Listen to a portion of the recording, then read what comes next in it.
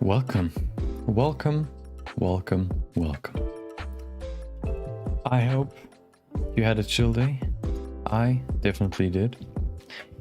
I was able to work on quite a few projects, which was quite nice. My what would you call this? Like transition video is almost done. It'll probably be done tomorrow. It'll include basically everything we've done this like last month, maybe a little bit part of January as well. No, I think I've only included stuff that we did in last month in February. But nevertheless, I hope you had a great day. My day was pretty good. Today we have I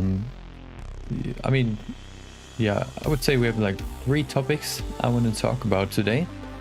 2 quick ones, and then the main topic of today, which is also the title of the stream, which is why video game hair looks so real, or what makes video game hair look so real.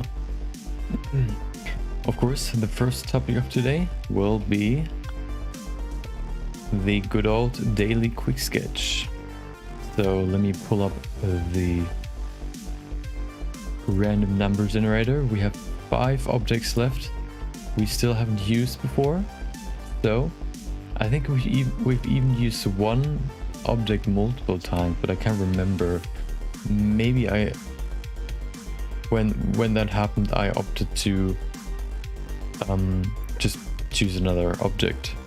We have 5 objects left, so let me switch so you can see the random number generator, because that's the main focus right now. There it is. There you can see it. We have 1 minimum and 5 maximum. Let's see what we get in 3, 2, 1, generate. We get number 1. Let's see what it is. I have my folder already open. It is flat mushrooms. Okay, let's go in here. Of course, we have to extract it because I haven't used it before. And we can see a source, which is also a zip. We have to extract that. And there you can see we have a texture of a nice flat mushroom. And also, textures. There you go. It's exactly the same. So I think I can remember this 3D scan. I mean, they're just a small patch of dirt with some mushrooms on them. Let me import them real quick. Let me switch to Blender. There we go. And now we can import this. What is it? A OBJ. Perfect. Import this bad boy. Going to the folder. 3D database. It is, what was it? Flat mushrooms. There it is. And there's the object. Okay, there it is. It's not that dense apparently, because it's like it loaded pretty fast. Let's see. It only has 35 or roughly 36,000 vertices, which isn't that much. So pretty, I guess it's like the focus is more on the texture. Let's see if the texture is already applied. I think so. Yep. There we can see the nice textures of this mushroom. I already have an idea, which will be pretty fun, I think. Okay. Yeah, I mean, I'll probably let me make this smaller so we don't have to, like, if you have the scale of an object bigger, the light obviously also has to be more, like has to have more power, because it has to light up a bigger object than before. So if you put that to roughly the same with it, or we have all of our objects, that's a good thing to do, because then you can always work with the same values. Okay, perfect. I think I am ready.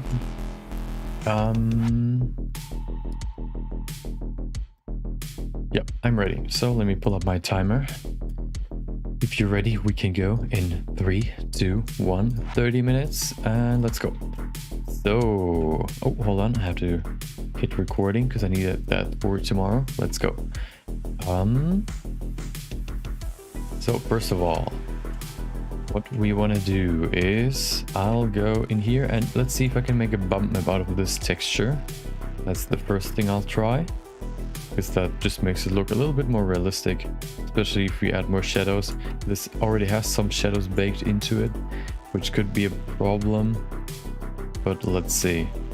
What if we then just use a color ramp to make it black and white first? Let's just see what happens if we then just put that into a bump map into the normal socket. Let's see what happens even without. Okay, that doesn't look too bad actually. Perfect. What if we put the color back in? Base color. Oh. Okay, so we have some more details now, which is pretty good. Especially down here, it was pretty smooth, as you can see right there. Adding that just adds a little bit more detail, which can help quite a lot. So, okay. First of all, let me remove the slide. I think I'm gonna use an HDRI. So we go to World and pop this in there, and then we open one of our HDRIs. Let's see, what do we have here? I would say like a forest scene, maybe this one. Oh, we can't see it because we're not in rendered view. Okay, I kind of want to make this like, this looks kind of bluish right now, so let me look through a few more, maybe more like this. Oh, that's pretty good. We get some nice soft lighting. That's kind of what I wanted to have, so let's use that. And then we can go back to the, oh, before we do that, I want to separate the background from the lighting. So we'll do our quick lighting setup. Color, nope, shader, mix shader, put that in there, background to the shader, and then we use our good old light path, camera ray into factor, so we have this nice separation between the background and the lighting. Okay, let me make this like black first, so we can focus on the object itself. And what I want to do is add something else to the scene. Let's see, I want to add a small house. Let's see, make this smaller, go in here, let's go back to solid view, and then we can work with this. What I want to do first is make a small door frame. Oh, where am I? There it is.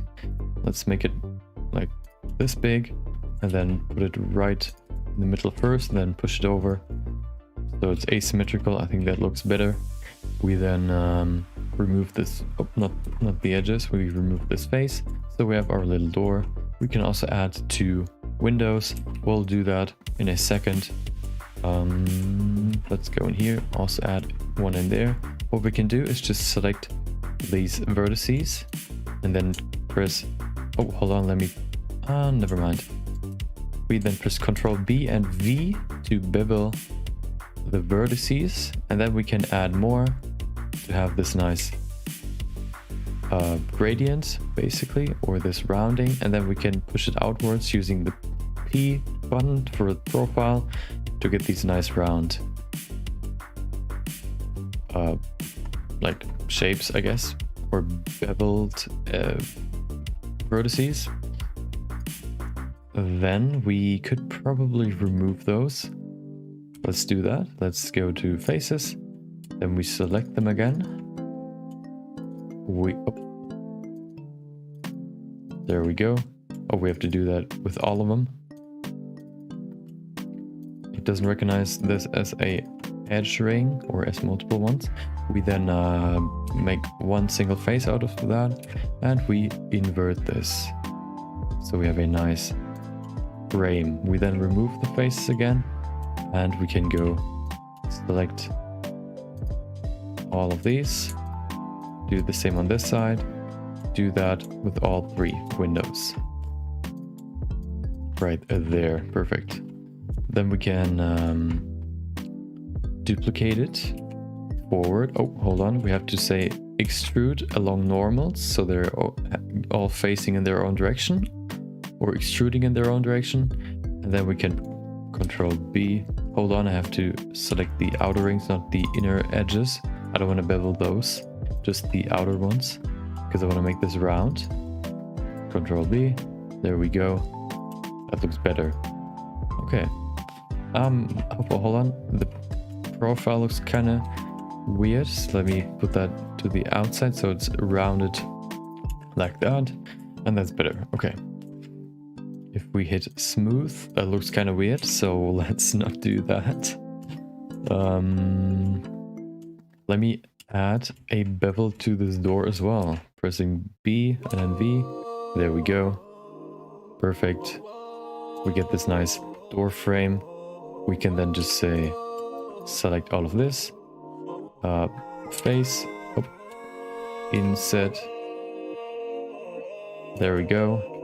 Remove this face and select this ring. Extrude, as always, as we did before, and then do the same beveling with these edges, just like that, and we have a nice beginning of a house. Perfect. Then let's see, what could we add more? We could first of all bevel these edges as well. Let's do that real quick. Oh. There we go. Let's not do that. Let's just do it like that first. Okay, first of all, just like roughly like that. So we have a beginning, and then we can, for example, select a few of these edges, like this one, and just scale them down. So we have a little bit of a, oh, that looks kind of weird. Hold on. Oh, I think because of this piece right there. Okay, perfect. I mean, okay, that looks kind of okay, I think. Let's what I'm gonna do is, how much time do I have? Let me check the time. 22 minutes. Okay, still plenty of time. We then use, oh, hold on, cursor to select it so I can spawn all the objects inside of this house, and then just use a cylinder, make it smaller, thinner as well, and move this into the windows like a frame. What I can do though is make it even thinner, like that, and then scale it down so it fits right into the window. Okay, I want to make like a cross shape, put this into the frame, and then just go in here, edit mode, duplicate, rotate on the y-axis by 90 degrees, and we have a second one. Perfect. What I want to do though is I want to push this in front of the other one so it looks more realistic. Maybe something like that. That looks better. Move it a little bit backwards so it's actually inside of this frame, and there we go. We can then do the same, duplicate it, rotate it by 90 degrees.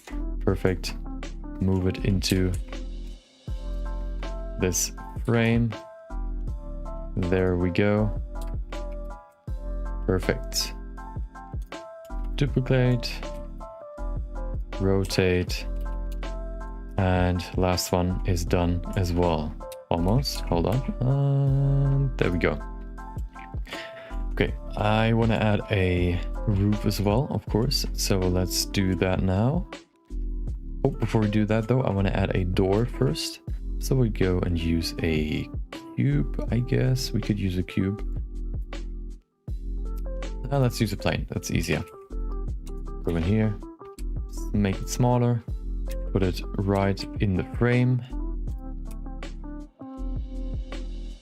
Make it just as big as the frame is. Pull it down, move it over, a little bit smaller. There we go. Move it, scale it up. And a little bit shorter. Okay. And then we can go in here. Where are the edges? There they are. Bevel them as well. Oh, V for Okay, let's see. We could probably do that first, and then we can select these two and enable proportional editing. Let's do them individually to push them into the right position.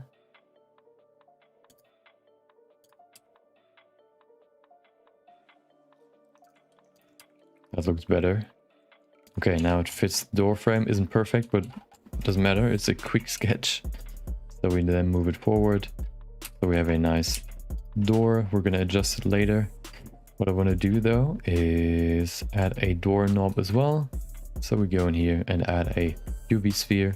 We can reduce the segments because we don't need that many. Maybe 12 or 8, and then go in here.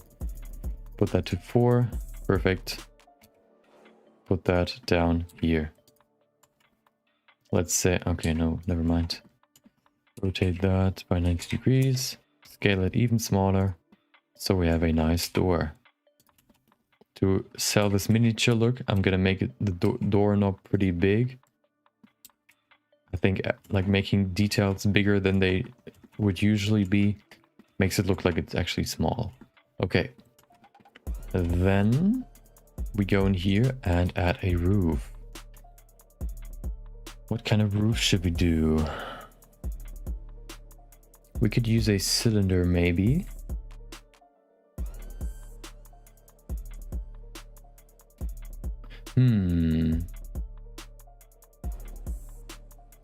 Let's see, what could we do? I guess we could use a cube.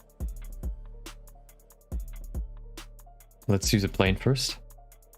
Move that over here. Okay. Then we select this edge, move it over by 0.5 or maybe even 1. There we go. Put it to the top. This one has to be closer. -1 or maybe -0.5. There we go. This should be higher though. We move it higher. Something like that should be pretty good. We then select everything, scale it in this direction. Okay. We can then say extrude along normals. There we go. So we have this nice cube first. We can then say mirror. Okay, it looks actually pretty good like that. We can then keep it like that for now. And then what we want to do is go in here, put this down there, select this, rotate it on the y-axis, and move it up. So we have this nice slope. On the upper half, we could probably extrude all of this.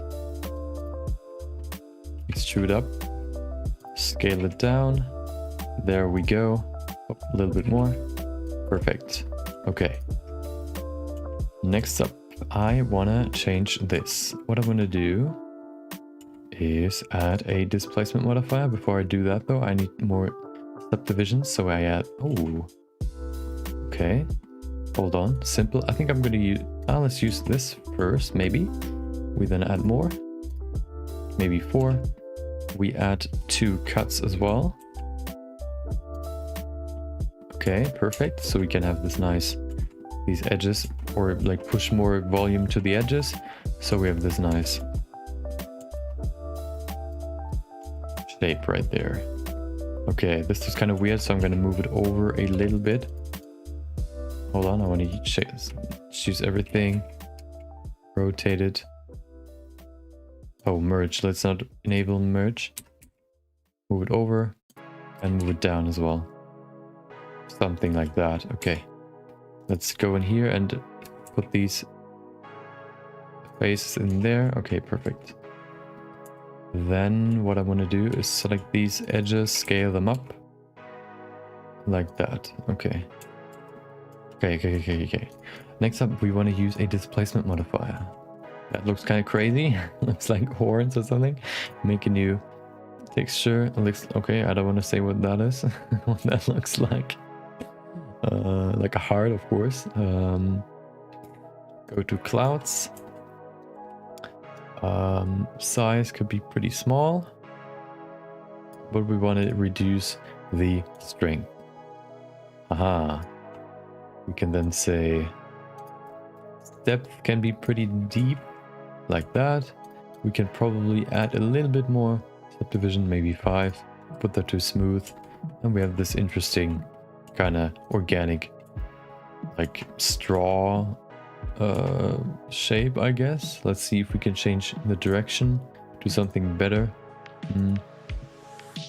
Local, oh no. Z, Y, nope, not Y. X looks pretty good. I think I'm gonna use X. Okay. What I want to do though is just make this a little bit smaller. So I'm gonna go in here and reduce. Go in here, select this edge ring, say cursor to selected, and then transformations from the anchor point, the 3D cursor. Then we can rotate it on that 3D cursor to make the slope a little bit smaller. Or actually, I think I'm gonna keep it like that. How much time do I have? 13 minutes. Perfect. We then go in here and add some textures. We go to object. There's no textures, so we will add one. We then need some textures. Let me grab some. What do we have here? Where are my textures? There they are.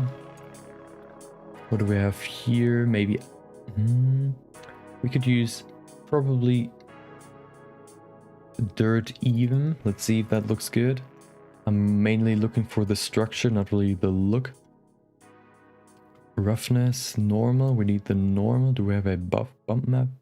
Nope, we don't. Okay, put that in there. We use a converter color ramp, color into factor, and then factor into a good old bump map, color into height, normal into normal. We don't see anything because we have to switch to this. Okay, that looks kind of weird. What happens if I switch, add some texture, set that to generated? That looks also weird. Maybe object. What we could do probably is just say smart UV project, and we get something different. Let's see if that looks better. And that looks pretty good. That looks actually pretty good. Okay, perfect. Perfecto. We can keep it this big because it's supposed to be like a miniature. And we then can add a color as well. Let's see, what do we have here? We could probably use this color actually.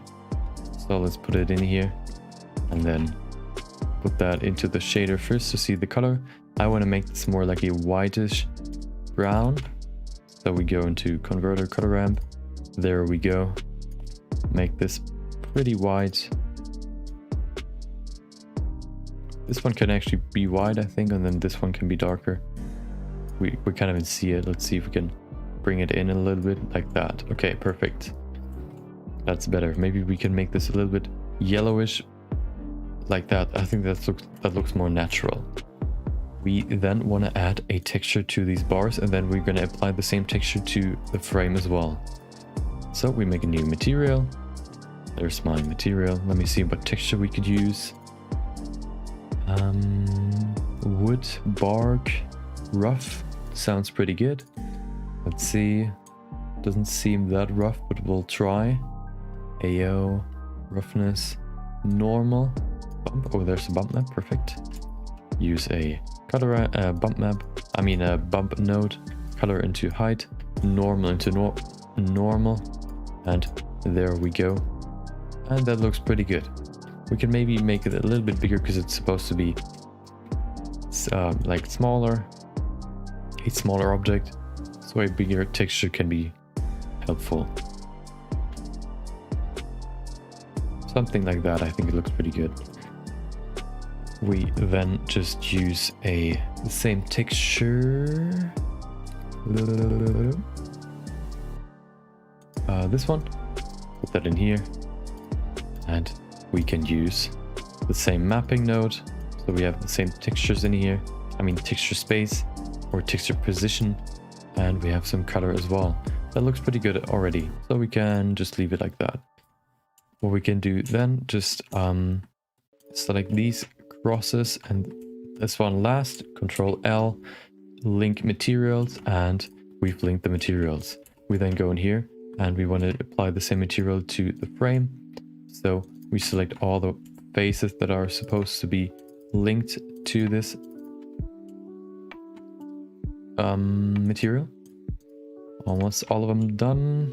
A few more. Of course, we have to select all the windows, so we'll do that now. The textures look kind of low resolution right now because it's just a 2K texture, but I don't think that's going to be a huge, that's not going to make a huge impact in the render itself. So I'm just going to keep the 2K textures. I also have 4K textures, but I think 2K should be enough for this. We're going to do the same with the door frame. Oh no. Okay.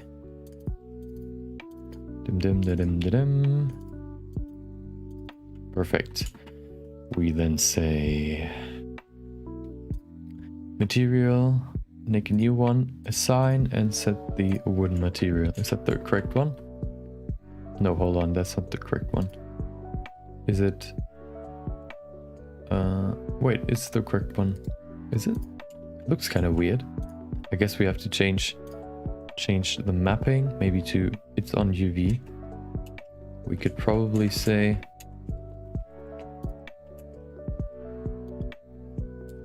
Smart UV project, just these few.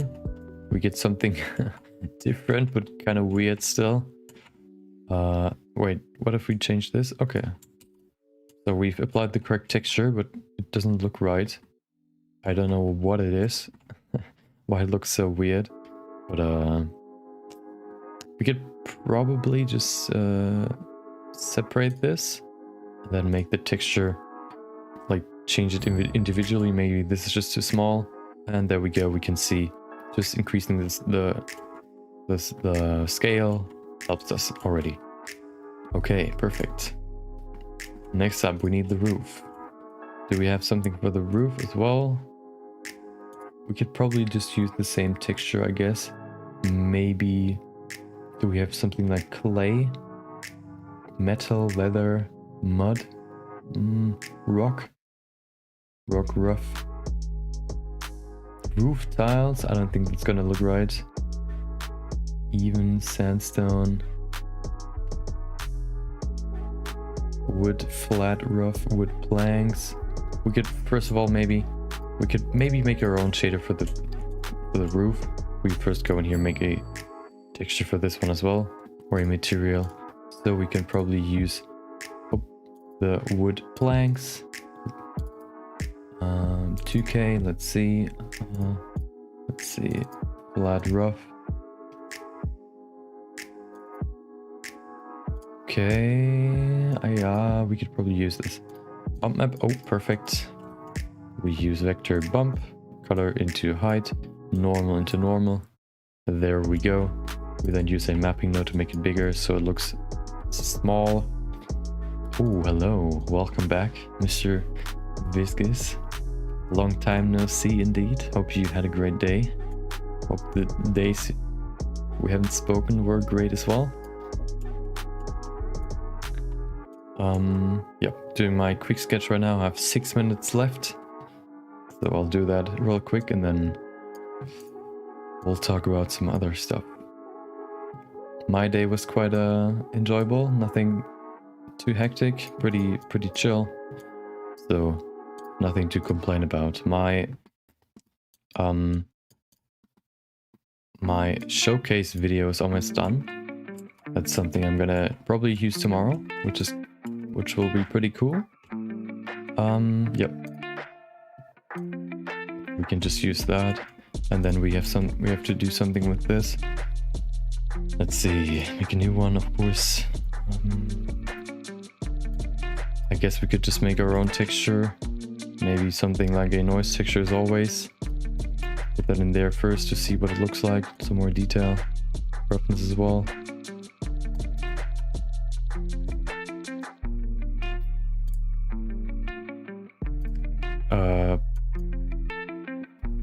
Yeah, few people sub. I don't know when you were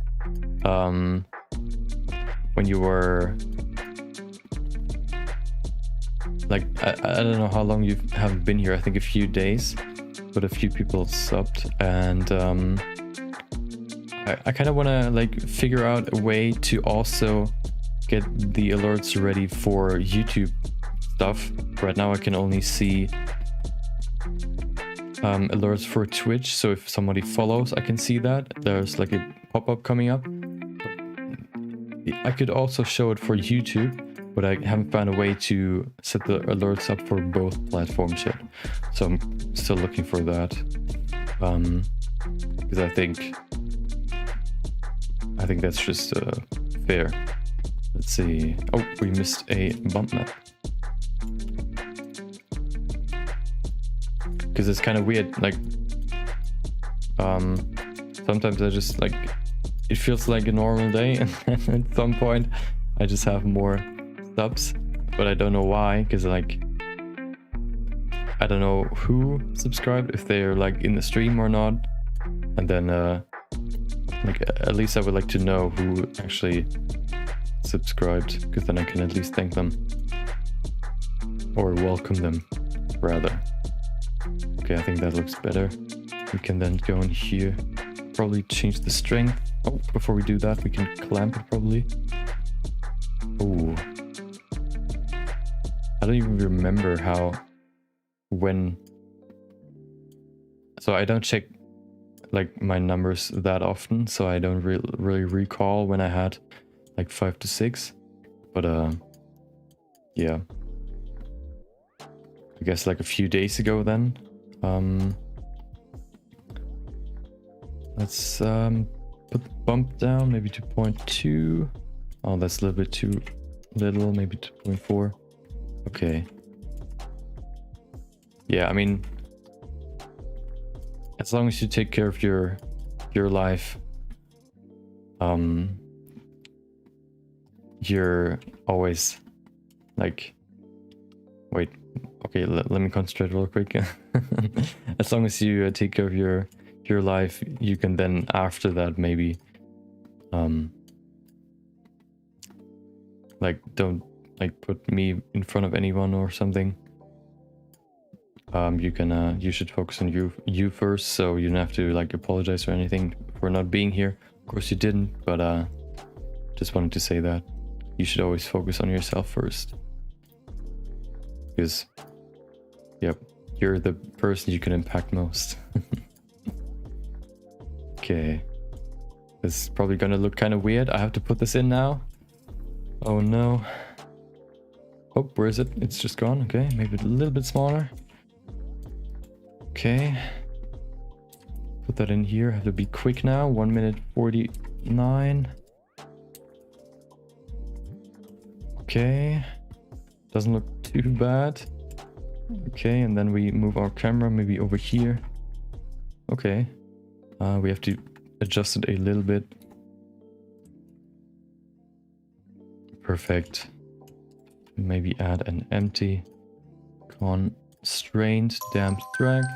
Target empty. Oh, there you go.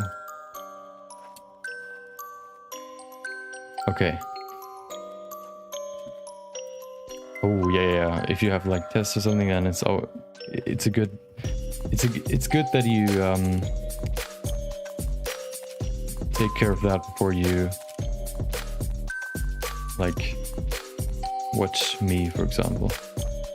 Okay, we have to do something real quick. Use saturation, bright contrast, put that in there. Brightness down, lower. Oh my god, like -10. Oh, okay. Let's go in here and add a small light in there, like that. Make it smaller. Make it orangey. Make it stronger. Aha! Oh, that actually looks pretty good. Okay. Yeah, so definitely if you have a test or something, it's always better to focus on that rather than like, yeah, as I said before. I don't want to repeat myself too much. Okay, doesn't look too bad in my opinion. Like I had an idea which I think came out pretty well. So let's save that real quick and then we can make our post-production and go over to Photoshop. As you can see, I've made some changes with my overlay. You can now see what topics the next stream is gonna be, and also I have a few, like one new transition which we can probably see, which I'll probably use later. Let me finish this before that, and then I can focus I can focus on something else. And now I'm just trying to get this done. I don't want to waste too much time. Today I'm not really pressed on time, but I still kind of want to get this done pretty quick. Because like it's still a long-term project, but I'm gonna work on today. But at least I kind of want to like get something done, so I kind of want to work on it today. Today, as the title says, we're gonna add some hair, some real-time hair. I'm gonna show how I make my real-time hair and how I add it to the character, and then we're gonna do that. Of course, hope the tests went well. Hope you were successful, or at least you think you were. You can't really know. Sometimes I think, oh, the test was great, and then I get like a bad grade. At some point I just never made any predictions, and then I just accepted what I got. Oh, hold on, it's on the 30th. It's the... Oh, no, never mind. It's the 31st. Okay, perfect. Okay, that looks pretty good. Let me, okay, it's saved, so we can do post-production. So we move over here, put that to 50%, and I think we're ready. I can show you what we did yesterday. We did a satisfying loop, or like satisfying 3D animation. That I can show you that in a second. Let me do the post-production real quick, and then we'll do that. I'm kind of excited to finally finish my transition or art showcase video, to finally finish that, or at least the first version.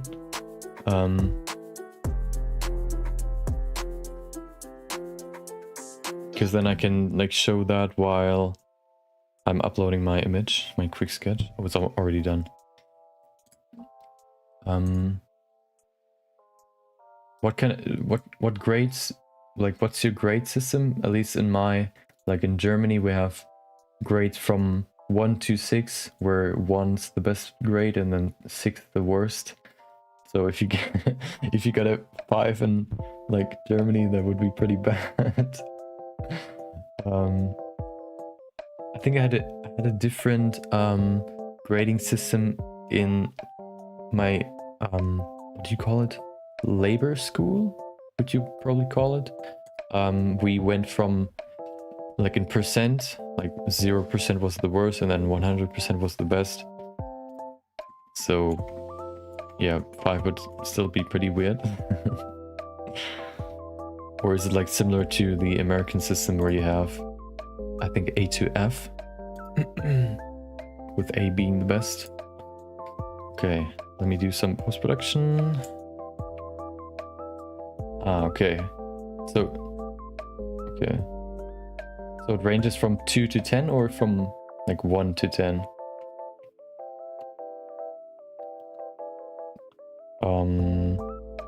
There we go.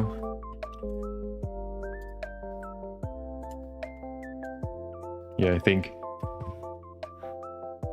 like if you're in school yourself, you're like glad when you pass most of the time.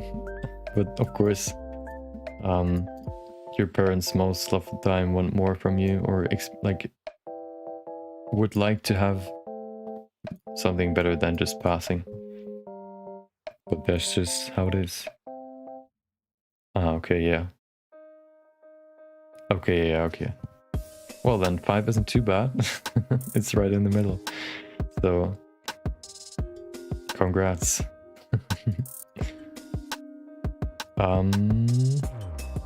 Okay, so let's go to the compositor. Remove that. Okay. First, remove all the noise, as always. I should probably set this up as a preset, because I don't want to do it all the time, just adding this denoise filter. Next up, we need a glare filter, because I want to add a little bit more glare.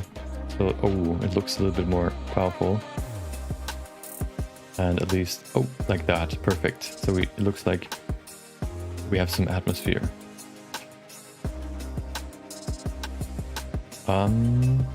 No, I'm not using Artlist. I think I've never heard that before. Is that like a website?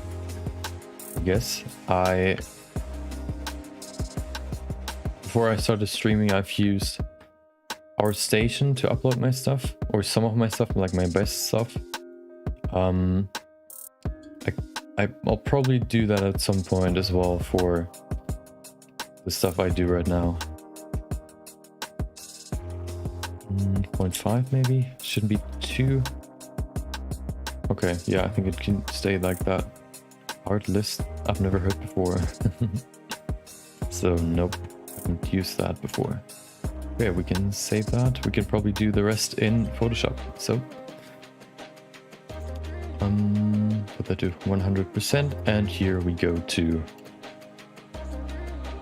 128. Let's do a quick render. Not animation, but just image.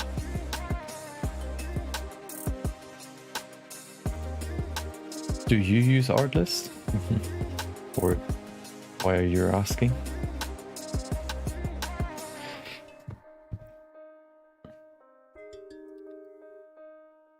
Yeah, while this is rendering, I can talk a little bit more about what we're gonna do today. We've basically finished the model of my current long-term project of Lady Dimitrescu from Resident Evil. Today we're gonna create the hair cards and then use those, or convert those to textures and use those as like to create her hair.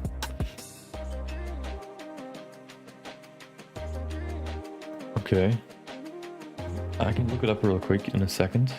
I've never heard of it, so I'm kind of interested.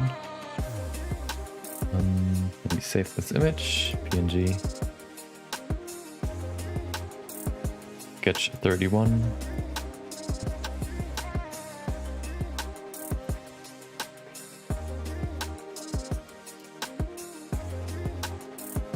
Okay.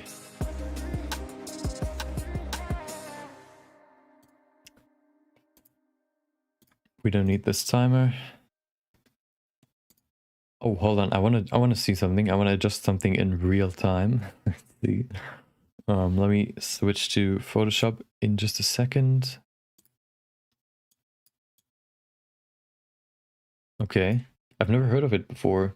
I'll check it out in a second.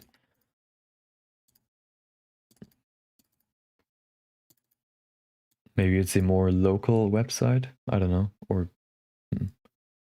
let's see. Maybe it's an up-and-coming website. Maybe. There it is. 31. Oh, hold on.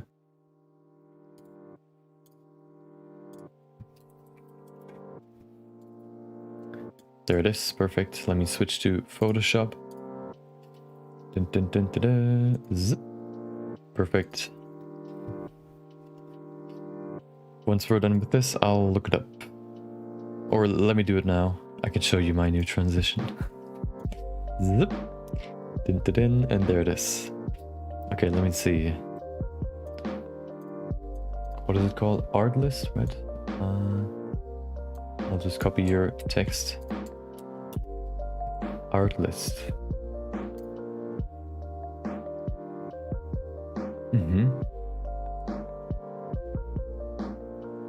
Okay, never heard of it before.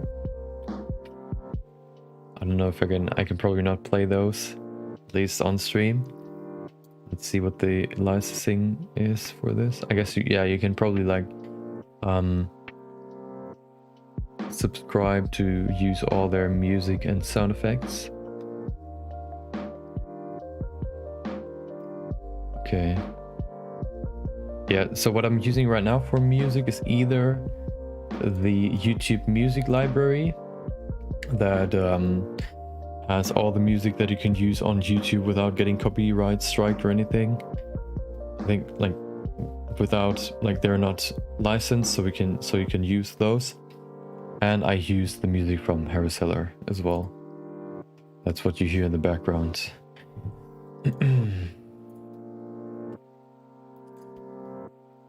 Okay, let's finish this.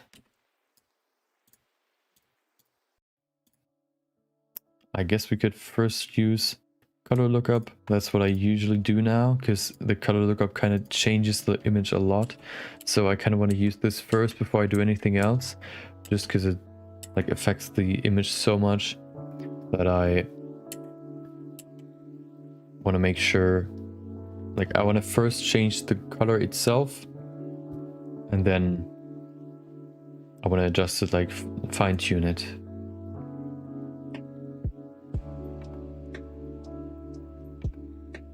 You can probably download it for free, but then you don't have the license to listen to it.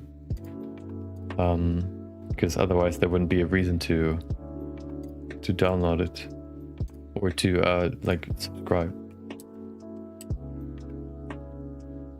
Okay, I kind of want to make this a little bit darker so this fits quite well. I want to accentuate the light and also reduce the lighting or the shadows, or bring out the shadows a little bit more so it looks more like a night scene. This one looks pretty good. Let's use that.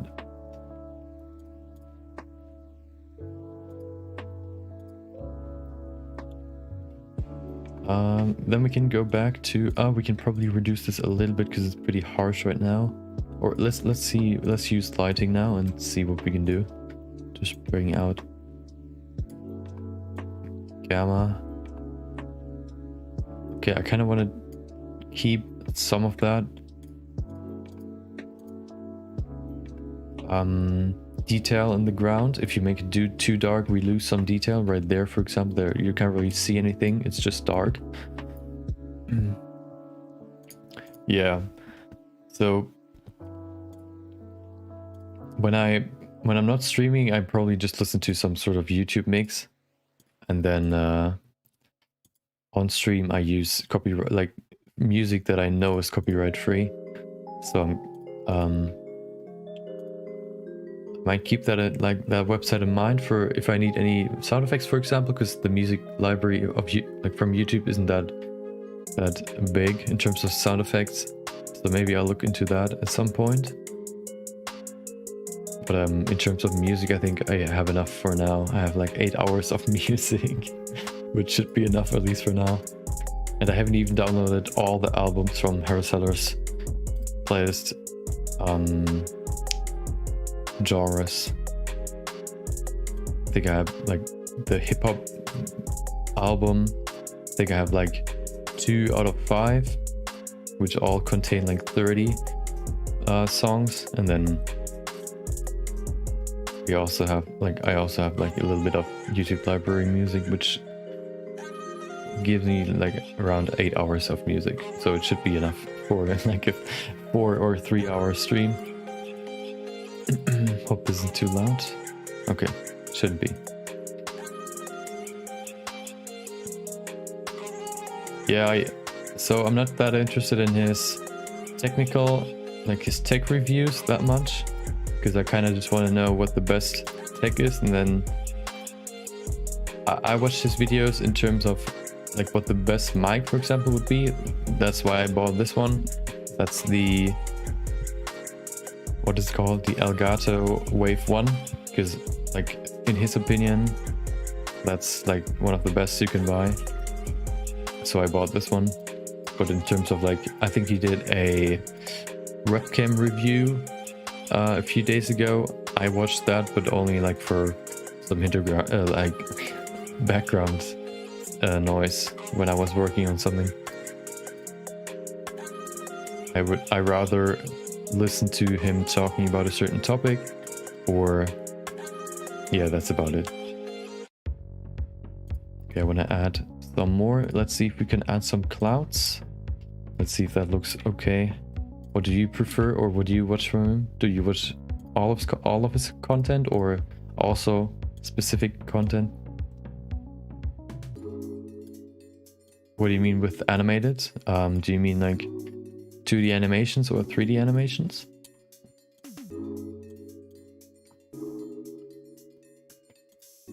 I usually right now watch more talks or like podcasts, like videos, while I'm doing something else.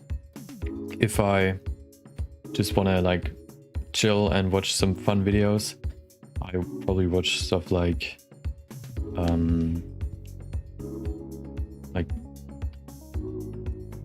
some sort of gameplay of no, I don't really watch stuff like that. At least it's not in my recommended. Maybe it's at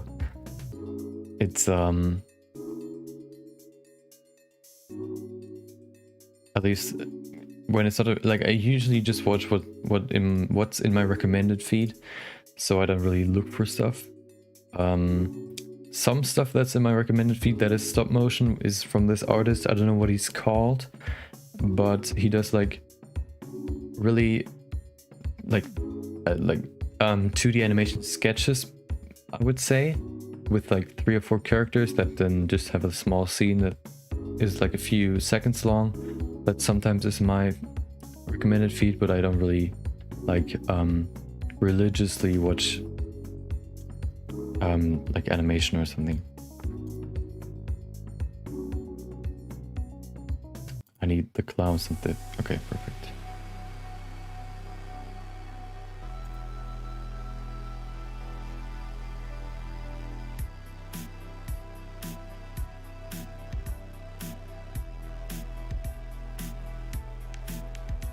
I don't think clouds will work. I think they just make it look more busy than it should be, or has to be. So let's remove it. Come on, I don't need your normal. God.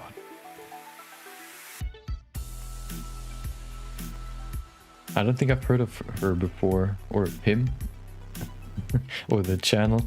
So I don't think I've ever seen like his or her content before. What I want to do though is add one thing. I don't know if that's really realistic, but I'll just add it as anyway, which is a lens flare. Let's see if that looks right. So I think lens flares are in an image if it's like really light or bright light. I don't know if you would use it in here. Let's see if we can probably make it a little bit dimmer. Maybe that could work. Maybe like 32% or 30%. Okay, could work. Maybe a little bit less.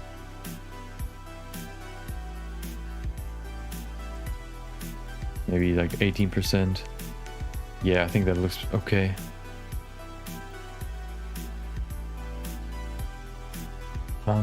Okay, let's save that and then we're done. There we go. Save it as a JPEG as well to make it very small in terms of file size.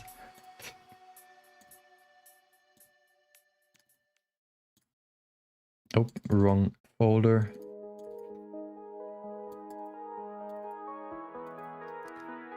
We've already passed a month of quick sketches.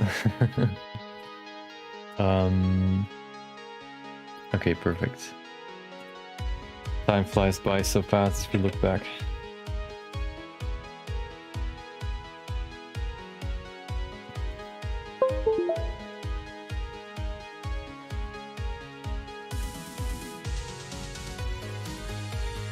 Yeah, I've heard of Jaden Animations before. I think I've watched like 1 or 2 videos like a long time ago, like story time I think. But I haven't heard, like, I don't think I've heard the names of the other channels you've listed before. Okay, let me upload my image and then, I mean, I can at least look them up real quick and see if I've seen them before.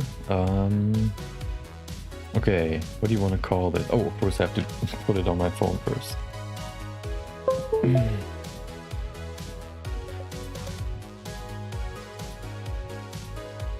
Let me switch back to Blender. I can then go to my character. It's not here. Let me open it. Character 3. Open, save. There we go. We've already started making the hair. We're gonna continue today and add those to the character. But before we do that, I'm gonna upload my quick sketch.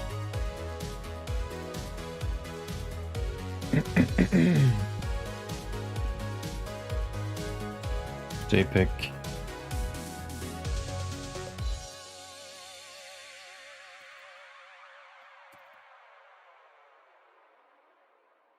Yeah. Have a nice evening or rest of your day, and then hope you have a nice sleep. Don't don't dream of something bad, like don't run around in your room again.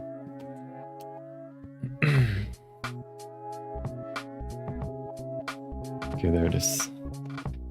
Okay, so tomorrow we're gonna have a transition video. As always, today we're gonna make this hair. Hopefully it'll look good in the end. Let's see.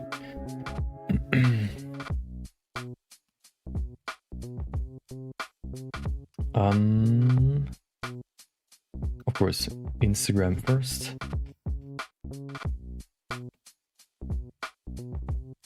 Okay.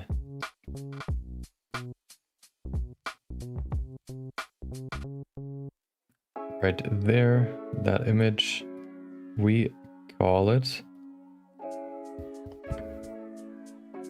Daily Quick Sketch Day 31, called, oh, I forgot a very essential thing, which is depth of field. Depth of field would have made this look way more like a miniature, but well, now it's too late. Okay, Daily Quick Sketch Day 31, called Perspective.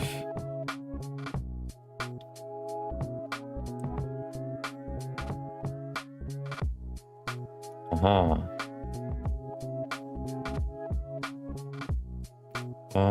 Done. Perfect. Perspective. Okay, on to Twitter.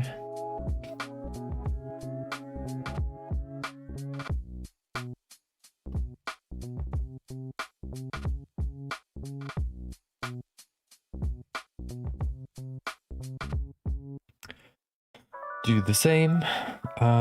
Daily Quick Sketch Day 31, called Perspective. Hashtag Blend Daily. Twitter. There we go. One more, which is Facebook.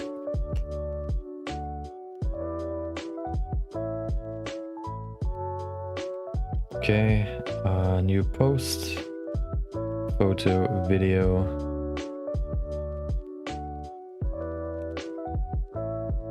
Daily Quick Sketch Day 31, called Perspective. Hashtag Blend Daily, hashtag B3D and Blender 3D. Perfect. Almost done. Facebook takes a while to upload, I don't know why. And perfect. Okay.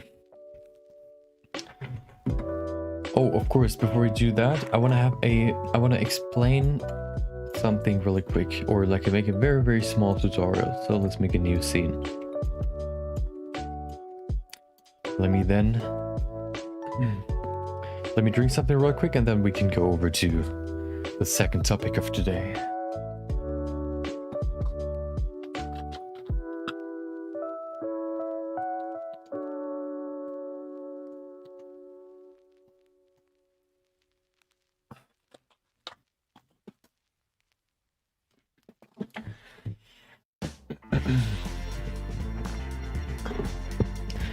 I don't know why, but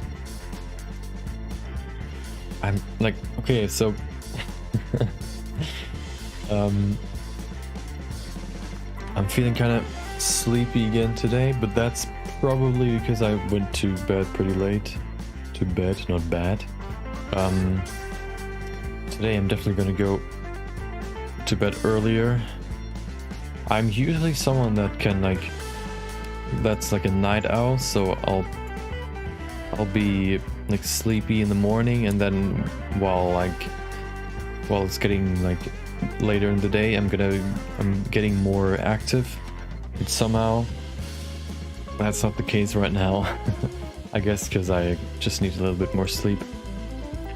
I usually get like around 7 hours, or like 7.25, but I think I just need a little bit more. Maybe I'll go closer to 8. I think that's better. Okay. So, what I want to explain, let's put that to smooth. We don't need this light. What we need though is an HDRI. Let's put that in here real quick. Let me first of all go into rendered view. Open up an HDRI. Let's see, what do we have here? I guess the best would be this one. So we have some nice diffused light, but also some not very distinct shadows, not too diffuse, so we have some nice shadows at the bottom. We then just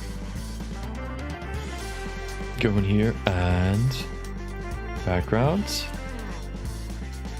and mix these two backgrounds together.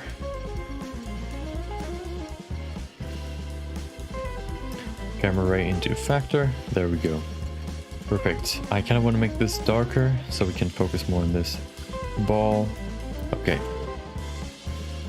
So let me go to material preview first, or let's go to solid first. Okay. So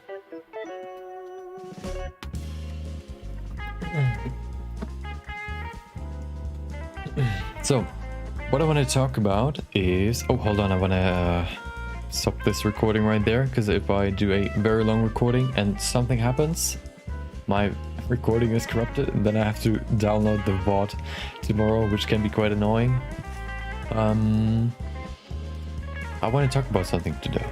A very quick, like a very small quick tip. Okay, let's go. So I want to show you a texture, or I want to show you a fabric material that you can create in seconds.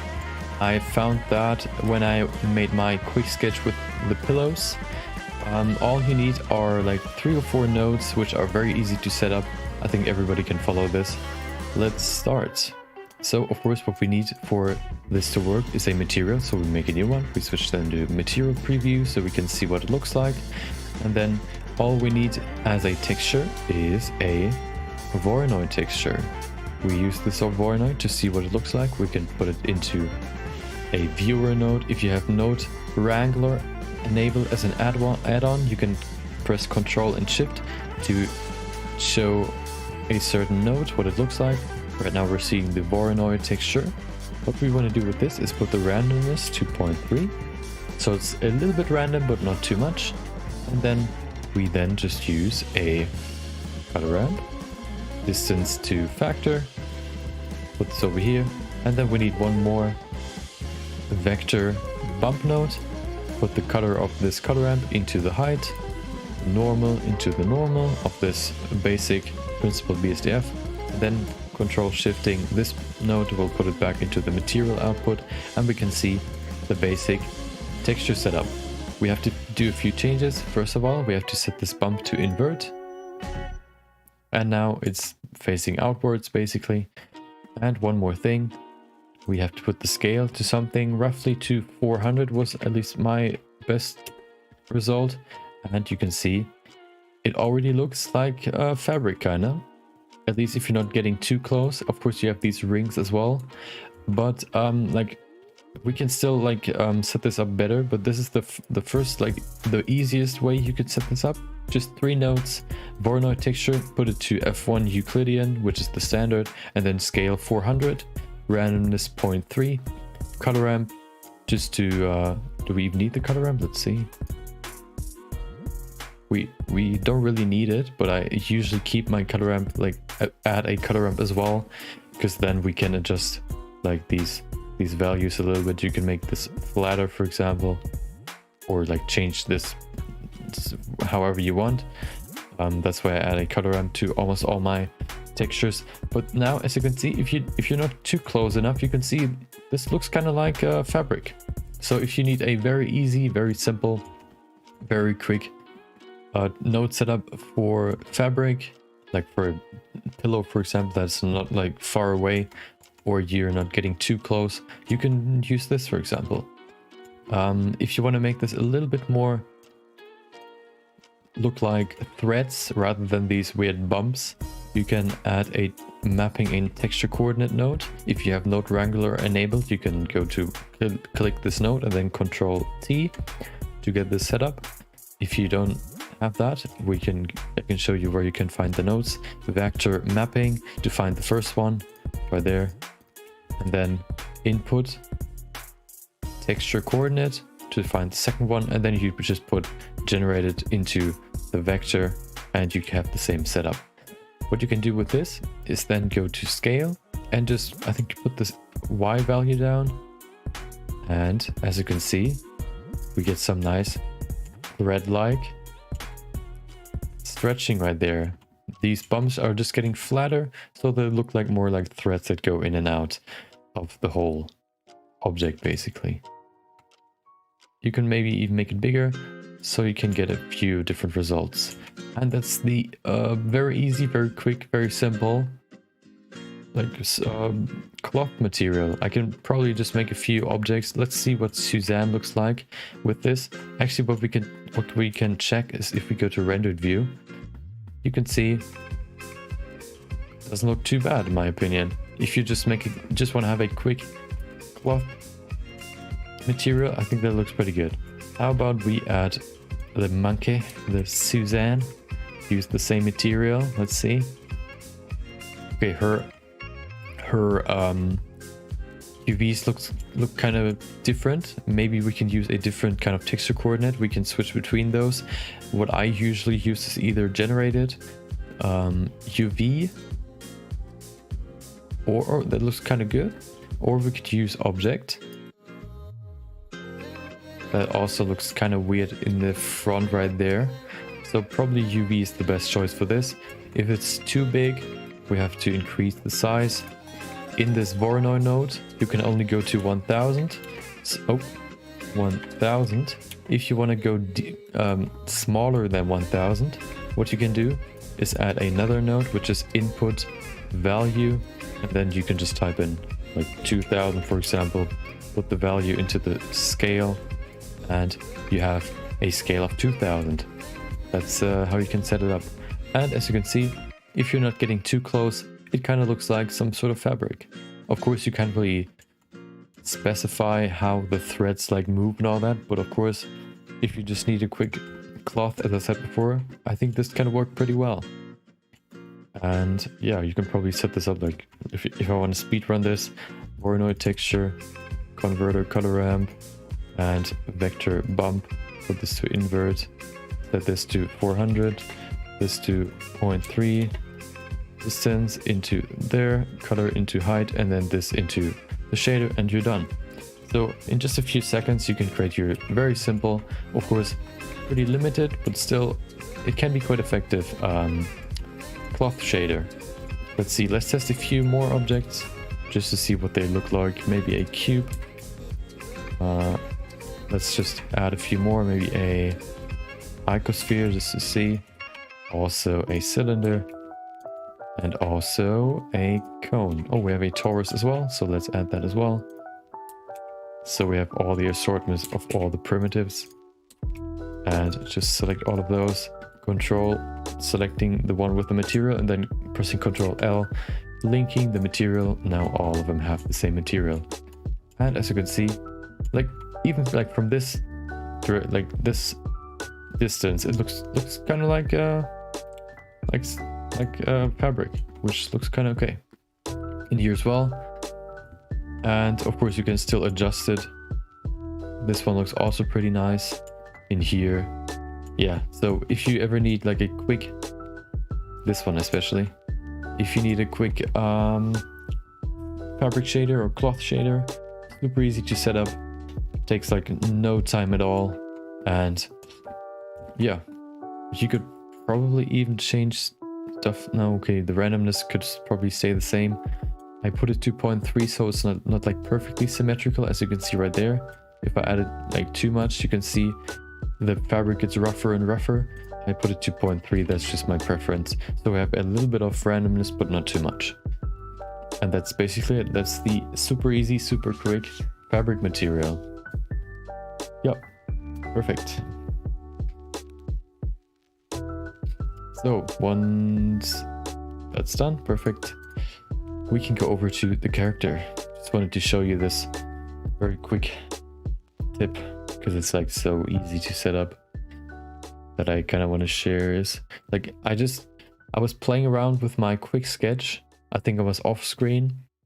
I was just playing around and thought about choosing a Voronoi texture, and then I got this thread-like texture, and I thought, oh my god, I found a new technique of making cloth, and it actually looks pretty good. I can show you the image where I used it. Let me hold on. I can show you where I used it real quick to show you what it looked like in there.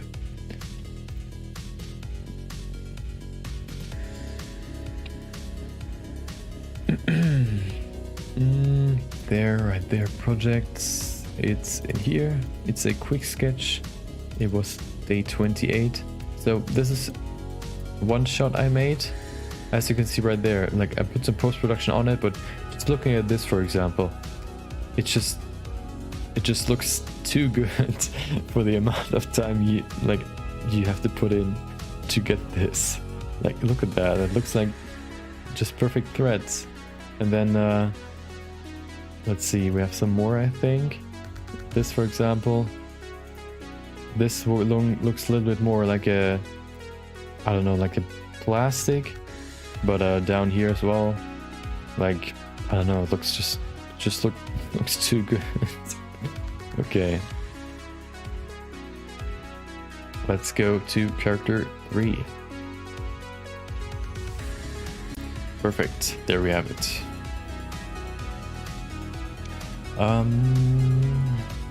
Where were we? I think we left off making this hair, just these small strands to add these very tiny strands also. So I think we're ready to do a render of this, use this as a texture, and apply our first hair cards. Let me maybe make those a little bit bigger. So let's go into the properties, go to vertex groups. Nope, it is in hair shape. Put that maybe to a diameter of 5. I think that's better. A little bit thicker. Okay. In here we could probably make this a little bit thicker as well.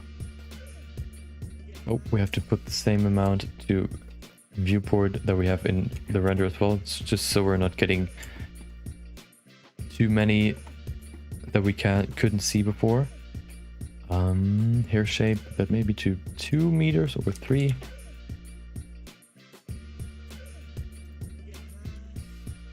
Okay, that's quite thick. I guess we could go with 2.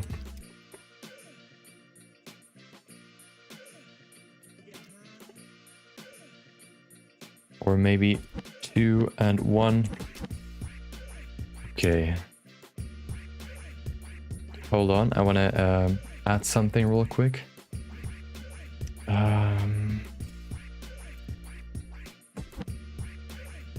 Something I have deleted. But I have to make a graphic for it at some point.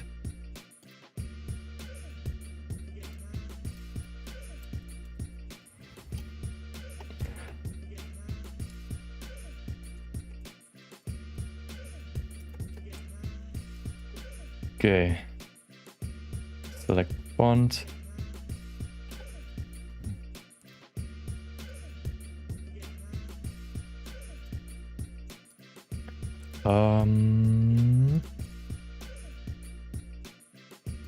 There you go.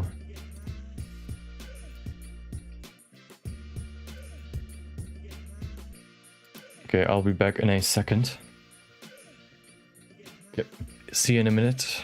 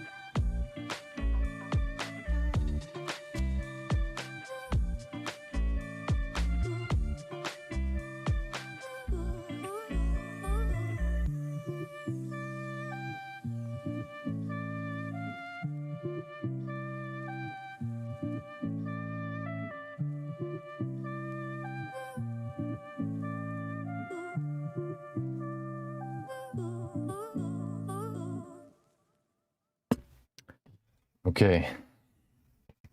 I have returned.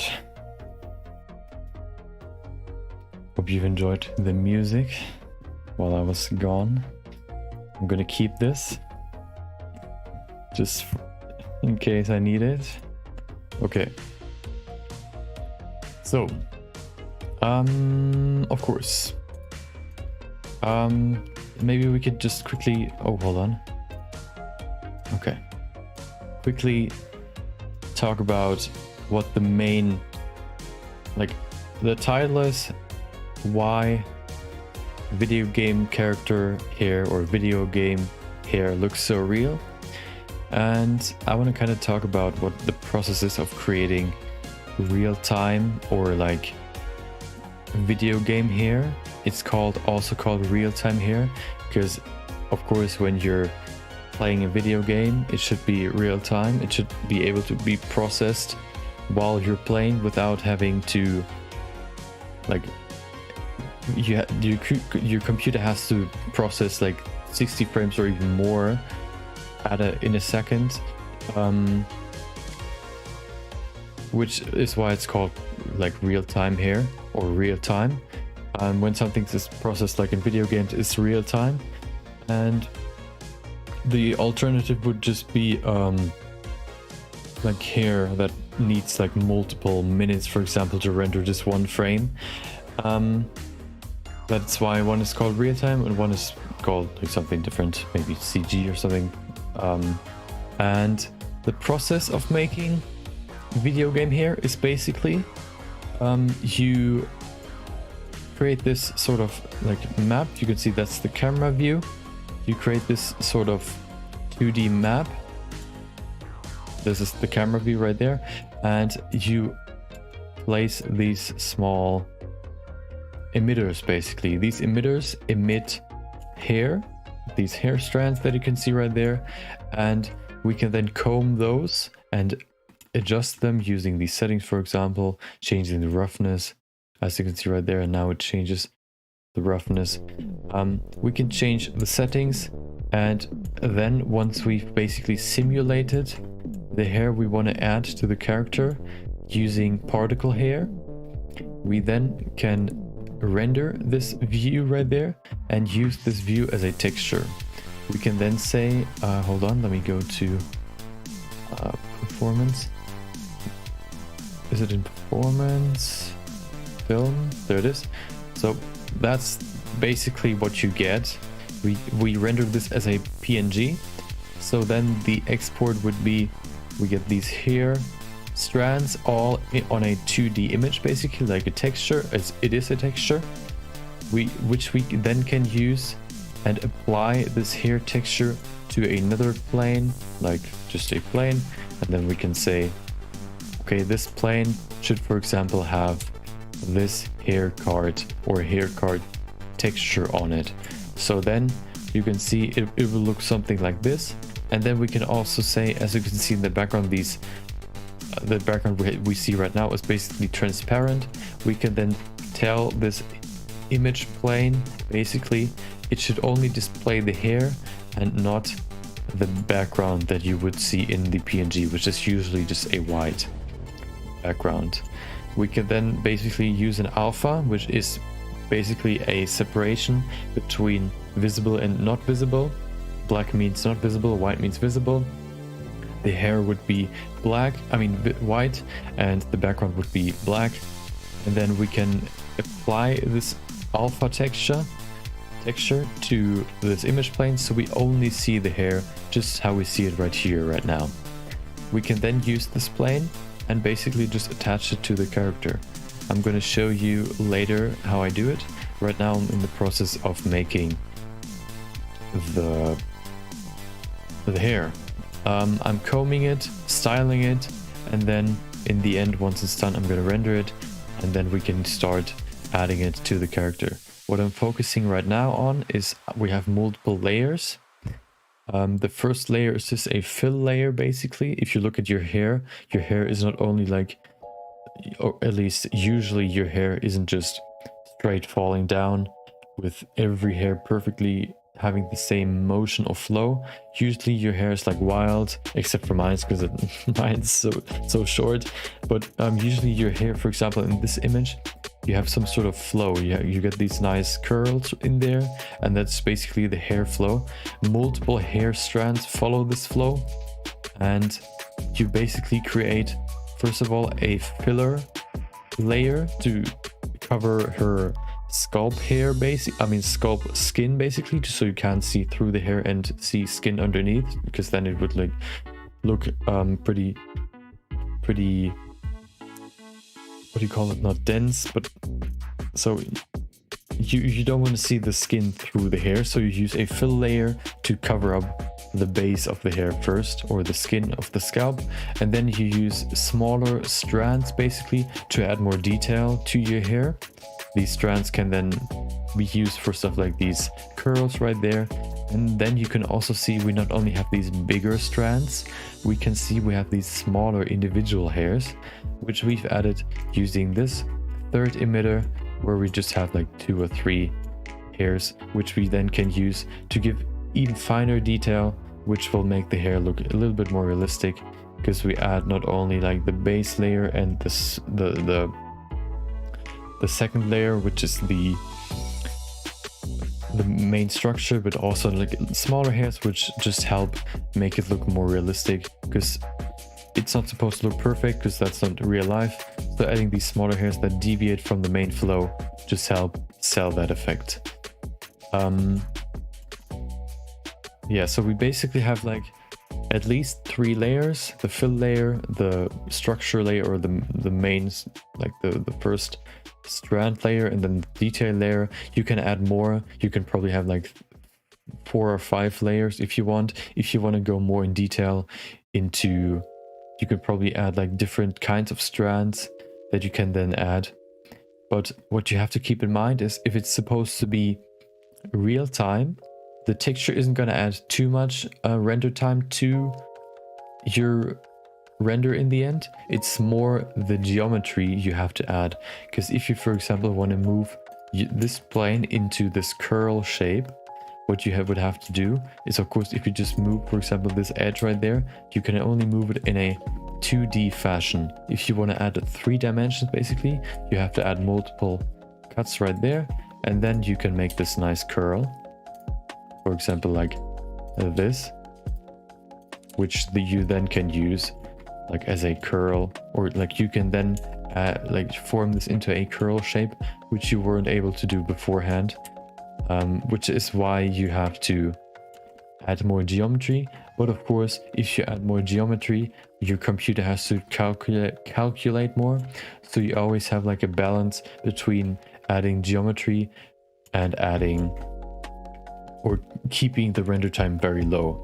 You usually see in these renders, for example, this one looks quite highly detailed, or like with like a lot of geometry. If you look at older hair, for example, you can oftentimes see these harsh edges, just because they had to keep their hair cards pretty low geometry, or like the geometry has to be pretty low in these previous like older games, just because back then the computers weren't strong enough to render too many of these hair cards.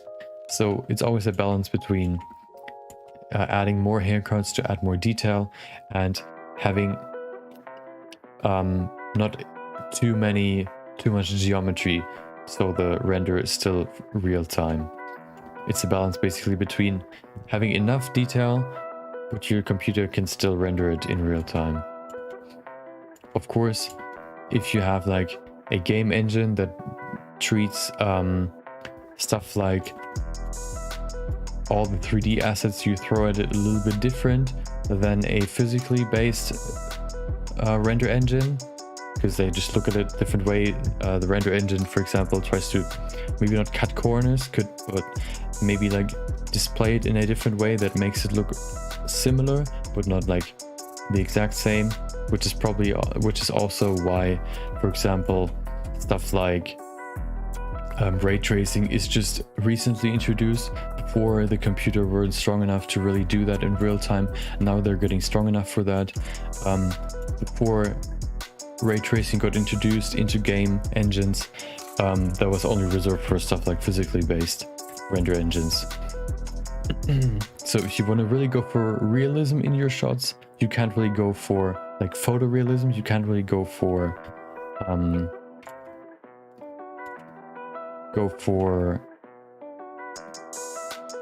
you can't really go like a low geometry. Hold on, I lost my train of thought. If you want to go for realism, you can't use a game engine basically just because they're like set up that way, so they don't really care about realism. They care more about making it look like realism, but it's trying to reduce the render time as much as it can, to make it like real time. If you have like unlimited time to render your shot, you can go with way more geometry, way more details, which you don't care about the render time, so you can go with details and all that, which is why you use a physically based render engine, because then you can just calculate all the light paths and all that physically correct. So I think this is the first first version is done. We're probably going to adjust those later, but let's save that real quick. What I want to do is I want to render this real quick. Oh, what is that? It's kind of weird right there, but that's probably just the structure. I want to render this, and then we're gonna adjust like apply to the character just to see if it fits already. Yeah, okay, so let's render this. What we do before that is we want to adjust the material because it's a different color right now. We can probably do that later as well, but I want to do it right now. So what we could do is we could maybe make it let's see, let's go in here and change that to the materials tab. If we change the material of this emitter, the hair will also change. If we go to material preview, we can see the color is just plain white, and because there's no color in here, we don't see any anything, like it's just gray because there's just gray lighting in the scene. Let's remove this transparent so we can see where you can peek through the hair basically, and then let's adjust the color. First things first, object, I want to see something real quick. What happens if I add an emission shader? I think that's not really what I want to do. Yeah, okay, let's bring that back, principal BSDF. I want to change the color first, so let's do that. Base color, make that white, as white as we can go. Actually, do we want to use... Okay, so we have multiple textures we want to export. The first texture is going to be the color, so we get the color of this hair that we can then apply to the hair card. The second one we want to have is the bump map, so we can just imitate a little bit more structure so that it looks more realistic. The individual hairs have their own bumps basically.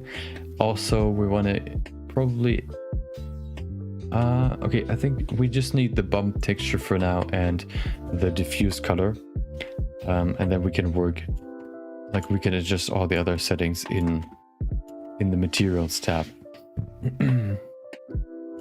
So let me adjust the color. What we use first, where's my world? We could probably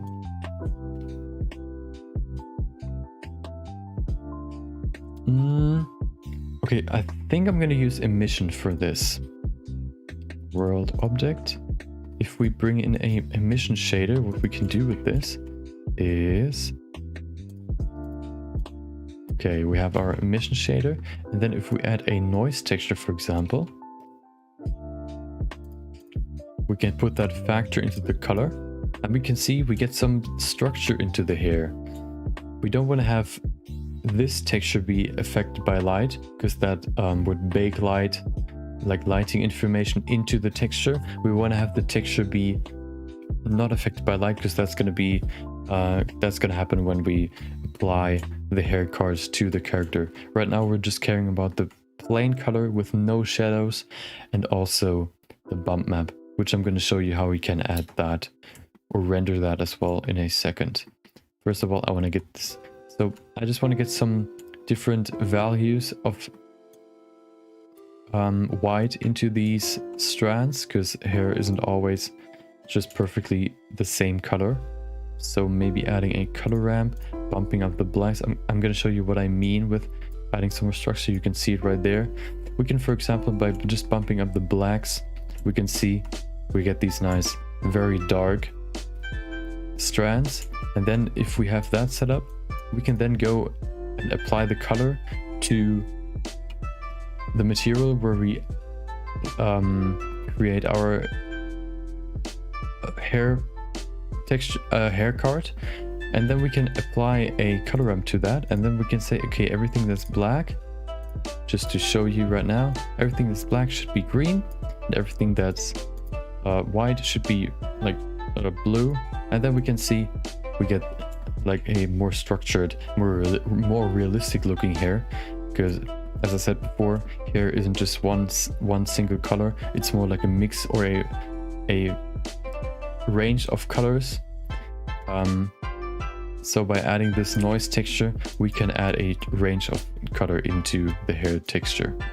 As you can see right there, this might be too harsh. We can probably bump this down. If we look at the reference, we can see the hair looks pretty similar. There isn't really a big hue change or value change, so we'll keep it quite similar. Just a little bit of structure can help sell more of that realism. We keep it black and white because then we can say the black should be this color and the white should be this color. That just makes it easier to change the color like dynamically. If we apply the color right now, we would always have to go into this setup right there, change the color of the hair, then render the texture again and apply the texture again as well. So this is why we just set up a black and white image, because then we can just adjust the blacks and whites to the color we want. We do the same with the other strands. Where's my strand? Of course we have to add it. Or we can just use the same material right there, and we have the same setup. Perfect. We can then do one more here, and perfect. That's basically the base setup. What I want to change though is I want to go in here and make these a little bit sharper at the edges, I mean at the ends. Let's adjust that. Maybe we can make them, go to hair properties, put this to tip maybe 3, just to make them a little bit sharper. This can probably also be 0. Okay, yeah, I think that's better. This one could probably also maybe... Do we have children? We should have, right? Simple, okay. We can probably clump them together some more.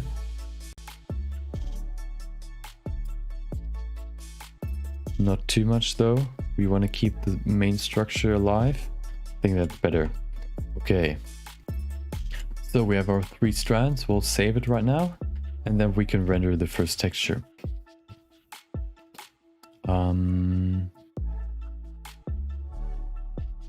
Okay, we have to render it as an PNG, because PNG can keep the alpha or save the alpha as well, which we need then to remove the background from the texture.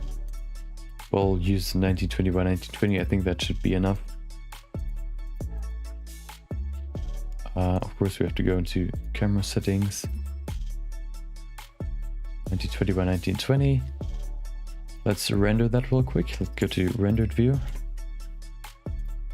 There you go. Render.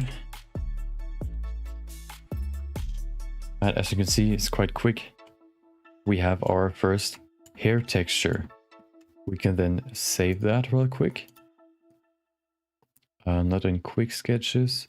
It is a character 3. Character 3 right there. references. Now we make a new folder just for textures. Okay, we call this texture here, texture version 1a, save it as in PNG and go into the folder and save it. We should probably call it not only hair texture, but also character 3, hair texture version, oh wait, oh I forgot something. We have to render it again because we have to enable transparency. There it is somewhere. Where is it? There it is, transparent. Now we render it again. Save it first, render. And as you can see, now we have the transparent background. Let's save that. We save it as hair texture version, nope, hair texture div for diffuse, which is basically the base color. Save it, and that's the base for the diffuse. We then need the normal as well. How we can render the normal is pretty simple. We just go into the setup, and then instead of adding this texture to the color, we go into input, and I think it was particle info. We use, nope, was it hair info? Use tangent normal, put that into color. Okay, that's not the right one, I think. We need some sort of normal. Let me see. That's not the correct one. Let me check which one's the right one. Maybe it's in geometry. Let's say normal. No, is it? No, it's not. True normal. Okay, just white, I guess. Hold on. Nope. Maybe it's in texture coordinates, normal.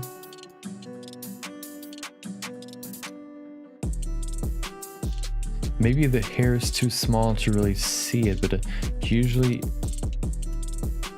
it looks a little bit different. Let me pull up one image where I can show you what it looks like. So we can probably use this as our orientation.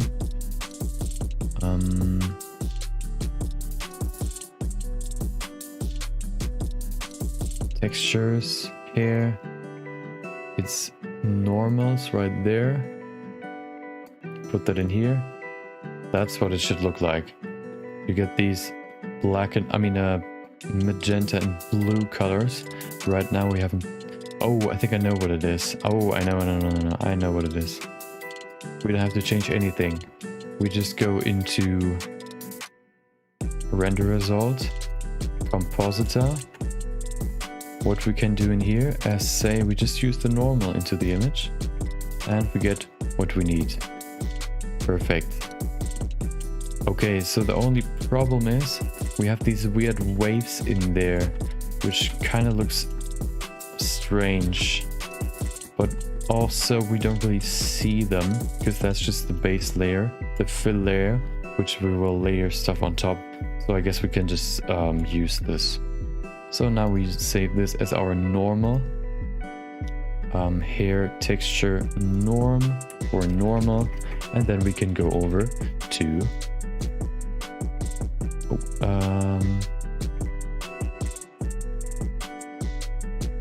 yep, save.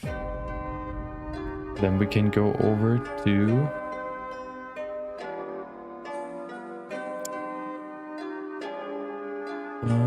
of course to the character. So we switch the scene, and that's our character. Go to solid view, and there we go. So what we want to replace now is this sculpted hair. What we want to create first though is the hair card. So we bring the cursor to the world origin, then just add a we add a curve. We use curves for this. I'm not going to use hair particles for this. To guide the hair cards, basically, I'm gonna use curves for this character, just because I want to try it again. I just think I have more control with this technique. Okay. We move it to the side. And let's say we rotate it as well. Okay, now we can see the direction. What we have to add though is another curve, which will just use a Bezier curve right there. Oh, actually, let's see if we can use a NURBS curve. I never used that before. This is just like something like that. Actually, I think I'm going to use a Bezier curve. That's just easier to work with. We'll move it over here. We're going to use this Bezier curve to change like the curve or the profile of this curve. If we then go into here and say performance, nope, we go into the curve settings, we can then say geometry, and which bevel object, of course the second curve we've added, and we have this nice round texture. Let's move this to the side a little bit. This should be smaller though, so we just scale it down, and I think we can reduce the amount of rounding as well. It should just add a little bit. If you make your hair card just flat, there's a certain degree where you see no texture, and to remove that, we just make this small little like bump or add this small little curve shape in there, because now just looking at it, there's no position from where you cannot see the texture at least a little bit, which is yeah, why we add that. We just then go in here and then we have to set up our UVs. First of all, let's go to shader. Let's call this hair card 1. We then, I think, have to go to texture space. Okay, I think that's pretty good like that.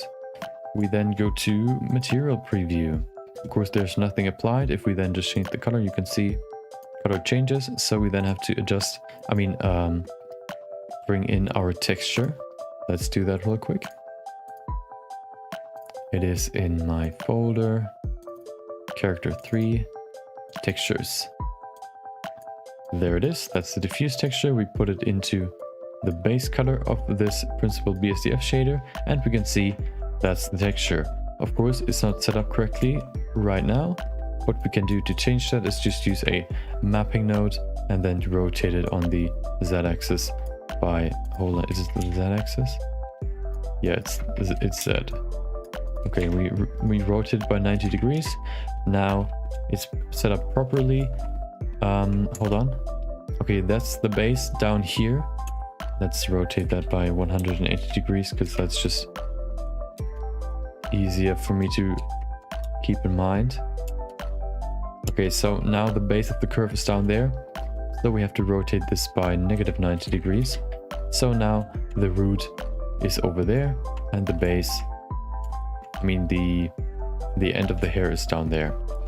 What we have to do though is change the scale because we want to have just one of the 3 hair types in one of the hair cards. So what we have to do is go in here and change the scale on the y-axis. Yep. Until we only have one of those hair cards in this, on this curve. Let's adjust it so it's almost perfectly fitting in there. Okay, perfect. And then what we want to do is change the Z scale. Oh, not the Z scale. The X scale to fit it to the end as well. And there you go.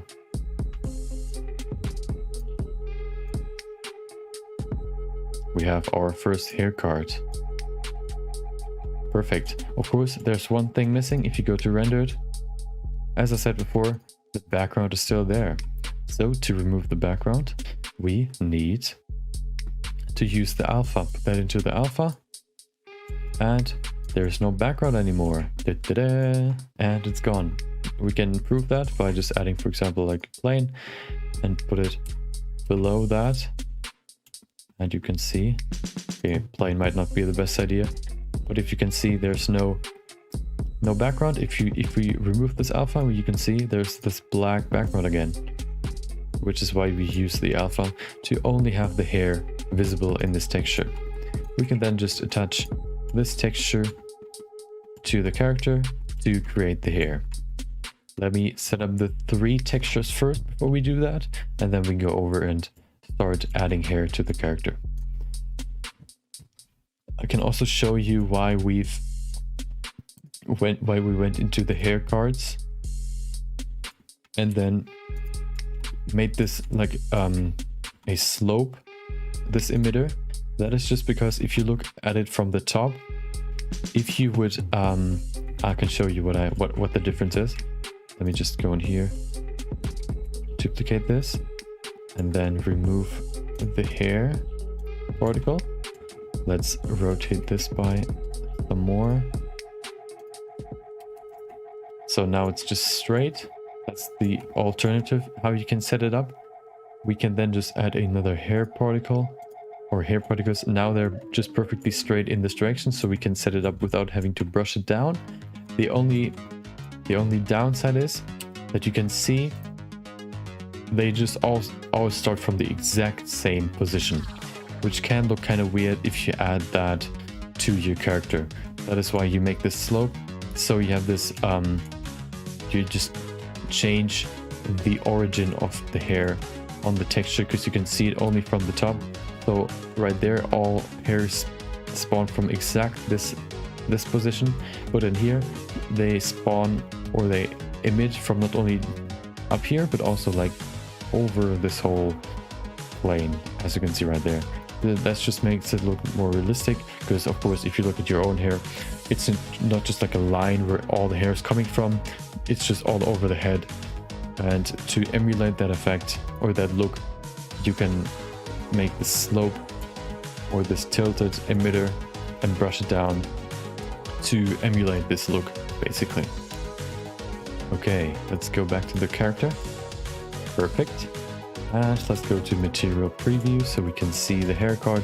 In material preview, we cannot see transparency, but if it's pure black, that means there is most likely transparency. Of course, we know that there's transparency because we set it up. We then add 2 more. We add this, we call this one. Okay, I'm going to make a new collection for the hair cards because they're going to be quite a few. So I have my geometry collection. You can probably not see it because my camera is there. I mean my webcam. We don't need the hair rough anymore. Hair rough is this one. We can remove that. Hair sculpt, we can keep it for now. What I want to do though is just add 3 collections. First one we'll call hair cards 1. Second one we'll call hair cards 2, and third one hair cards 3. Okay, so now of course we still have 3 in like exactly like duplicated curves. Let's call the first one hair card 1 a base. Second one we'll call hair card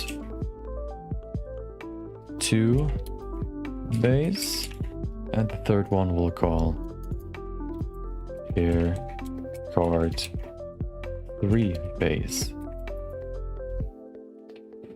We will need these different profiles as well, 3 of them, so let's duplicate this as well. Okay, so the second okay, so let's go in here and say this one should get its profile from, let's call this one hair card 1 profile. This one we'll call hair card 2 profile, and the third one is called hair card 3 profile. Okay, then we sort them into their own collection, and perfect. I'm gonna add another collection into the same hair card collection, just so we can then put the geometry, like the actual applied hair cards in there. Hair cards 1 applied, and we do that with all the collections. Hair cards 2 applied, and hair cards 3 applied. Okay. Perfect. So, what is that? Hat layout? Of course. Okay.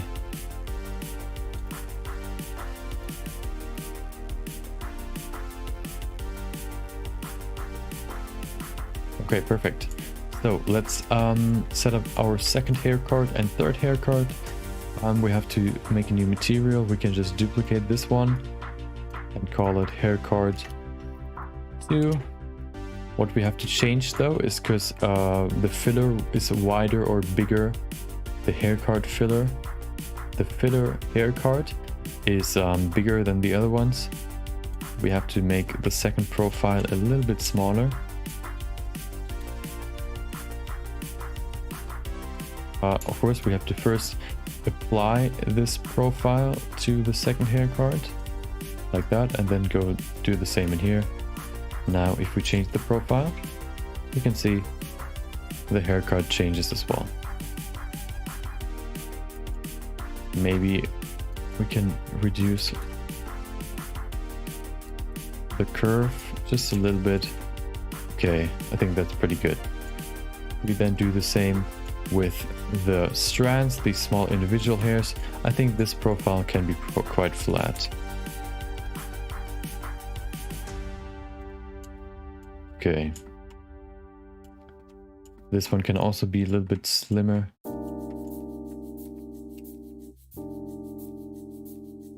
More like that, I think it's better. Okay. So we go from big to middle to small, which will also be the way we will apply the textures to the character. Okay, as you can see, they all have transparency. The one thing that's missing is the correct hair texture on the correct hair card. So we have to go in here, go to hair card 2 material, and move the haircut over to get the second texture. Adjust the length and width as well, so it fits perfectly into the card. Not too much excessive room. Okay. Perfect. Maybe a little bit less. Hold on. Okay. Maybe 4.9. Okay, let's say 4.5. We move it. Oh, okay, that's way too fast. Okay. Okay, I think that's pretty good. Let's see, we could probably optimize it just a little bit, maybe 7, so it's more in the middle. Okay, perfect. Last one, we make hair card 3. And we can say we use this mapping to bring in the third hair texture. Just these small strands.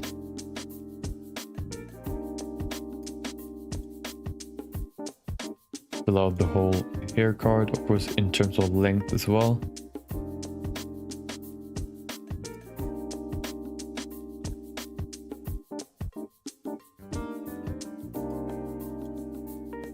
Okay. Perfect. And that's basically it.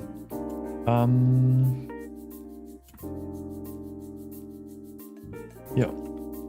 Let's see what it looks like in rendered view.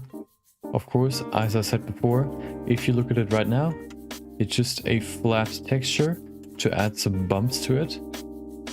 That's why we've made our normal map. We can then just go in here and pull in our normal map. There you go. Use the same mapping, put that into the vector, convert this normal map into a bump map, and vector bump, color into height, normal into normal, and we have some bumps. Now, as you can see, every single hair has its own bump, and we get some more structure. Let's compare it with before and after. After and before, you can see completely flat, no structure whatsoever. Just looks like a blob of hair, or like not even hair, just like a blob of like lines. Adding this, every single hair has its own little structure. Perfect. So let's do that with these ones as well. Copy that. Set the shader up and vector into vector, normal into normal. There it is. And one more.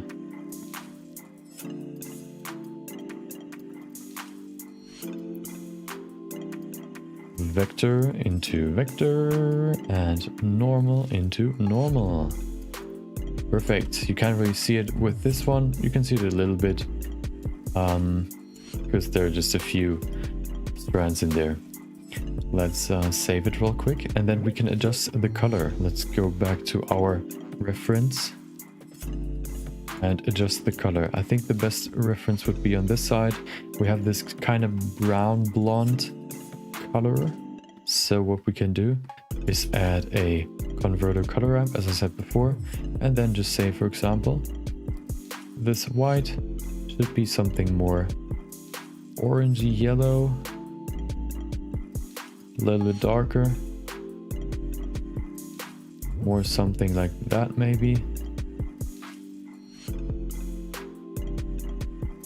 Okay.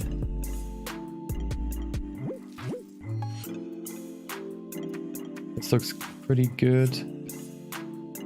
And then adding or changing the blacks as well, maybe to something more whitish, because I think she's supposed to be pretty old. So maybe adding some white hair as well. Just a few though, not too much. You could probably change the... Okay, well that doesn't change anything.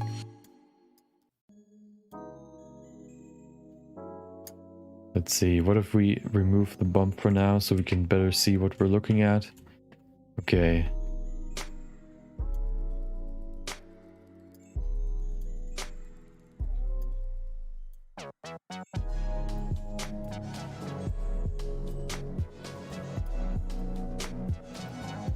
We could probably adjust this a little bit so it looks a little bit, at least not completely white. Okay. There you go. Maybe a little bit darker or saturated, like that. I think that looks pretty good. Could probably be a little bit darker, so let's go in here and make this a little bit darker. And this one as well. Okay, perfect. It could probably also be a little bit desaturated. Something like that. Do the same in here. And there you go. That's basically the base color. We can then bring back the bump map, and you have the base filler hair done. Let's save it real quick, and then we can just copy this color ramp over to the other ones and paste it in here, and we have the color already set up. Perfect. So now if you want to change the color, if we say, okay, she shouldn't be like it should be a 1-to-1 hair color, we can then say, okay, well, maybe she should just have like blue hair, and then she has blue hair. But of course, we're going to keep it like pretty close to the original. So we'll use similar values for the hair. So now comes the fun part. We can actually now apply the hair to the base. How we're going to do that, I'm going to show you right now. We're going to keep the base layers over here, we're just gonna copy this over to the character and then apply it to the character. So we have our base here.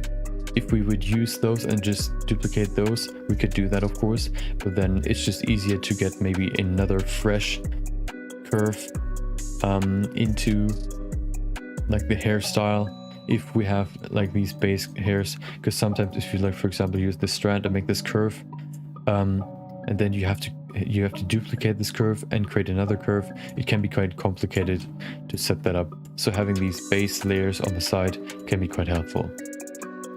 We then duplicate it. Of course, it's too big right now. We can go to material preview, so it's just easier and faster to render. And then we can start applying this. What I want to do first is the base layer, as I said multiple times. So we'll remove the hair sculpt, and we'll first just cover her hair in the areas where there should be no skin visible. What we'll do first is scale this down and then go in here. We have to remind ourselves what the base is. I think that's the base. That's the end. So we'll rotate it and also rotate it. We can start from the top. So we'll go in here, put it up here, and then just start filling the base. We can bring back our sculpt so we can see where her hairline is. Okay, let's scale this a little bit smaller, and then we can start applying this. What we could do though is enable snapping, set this to face, and then move, rotate, and scale, enable all three of those, and then project individual elements. What that lets us do is if we go to edit mode, we can select this point, and then if we move it over another object, it'll just snap onto that object. If I now leave the move tool, we can see it's exactly on the surface. That's what we're going to use this for. If we remove the hair sculpt, we can just attach it to the the sculpt right away, like that. Perfect. We can then just adjust the shape, maybe even bring it a little bit closer.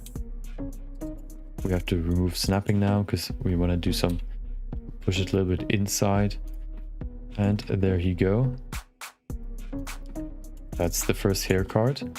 Now we can use this, rotate it, and just make a nice base layer. This will probably take a while because it's like quite elaborate hair. And what the process is going to be basically is just creating these hair cards, duplicating them, and then just creating the hairstyle. So we'll start with the base layer, as I said before. To add more segments, we can just subdivide. There we have one more. So now we can adjust the shape a little bit more detailed. This handle can be a little bit shorter. There you go. I kind of want to keep the hairs over the surface so it's not cut off. Something like that. It's not that important for the base layer, but later it's going to be more important. Especially for the strands, which will be the main structure that you'll see. I also don't want to go too high with the base layer, the fill layer, because that will just add unnecessary volume to the hair, where it probably shouldn't even be. And that's basically the first hair card done. Almost. Let me adjust this a little bit more. And there you go.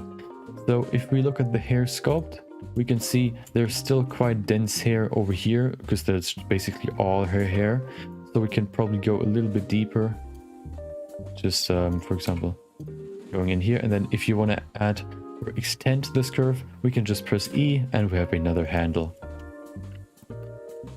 Just to cover her skin down here as well, we'll bring in a few more handles, maybe even just one. And there you go. That's the first one. Maybe add a little bit of a curve in here to get a general flow going. the general flow is like in, as you can see in the sculpt, like in this direction diagonally to the right side. When like how we look right now to her right side, so we'll get the flow in the base layer as well. Something like that looks pretty good. And then if we go to rendered view, we can see she has some hair now. And that's basically what we're gonna do today. If we go to view, we can the clip start and end. We can put the clip start, do something lower so we can go closer. Now we can really observe how it looks. We can see some intersection right there, but I don't think we don't have to worry about that, at least in the fill layer, like on the fill layer, because we're not going to really see this layer. But as you can see right there, it does quite a good job of not being able to see the skin underneath. We should probably just like add a random material which has a bigger contrast to the hair, so we can actually see if it's going through or not. Doesn't seem like it is. Probably the specularity should be lower. This is pure black. Okay, perfect. As you can see now, if we try to look through the hair, we can't really see through. What you can also see, what you can like probably also observe in games, if you look at it from this angle, you can see some steps or some edges. That is just because the resolution in my resolution preview is set to 12. If we, for example, reduce this to 6, we can see we get some even bigger steps. If we put it to 24, the steps will be more smooth. But of course, if we make it smoother, it's going to be more geometry to load. So of course we have to keep it in a reasonable amount. I think maybe even 10 should be okay. Especially for the render, I mean for the base layer, we can probably even live with something like 5. Or maybe let's say 8. Yeah, I think that's enough for the base layer. Okay, then we'll cover her head first, and then we'll go over to the second layer, which will be the main layer. So let's go in here to material preview and work on it some more. What we can also, oh, never mind. What we can of course do, we can just duplicate another version of this over here. But what I'm just gonna do is duplicate this, move it over a little bit, and then adjust the shape. That's just easier and quicker than duplicating it and scaling it down to the correct size again. If you see this weird turning, you can press Ctrl T to twist the path so it's facing in the correct direction. Usually you should adjust the twist at the end, because sometimes moving this curve can result in different rotations or twists. But I think right now we have to adjust it.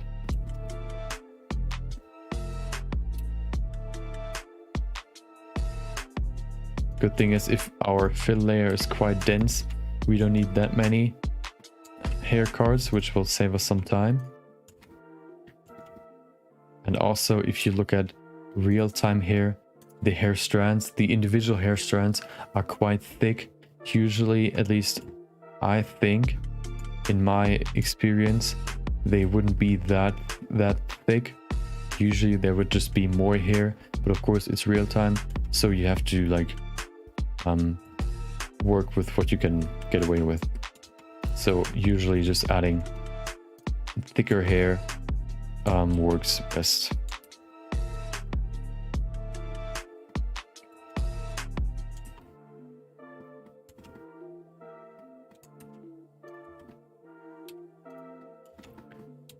Okay. Kind of want to keep it as close to the skin as possible.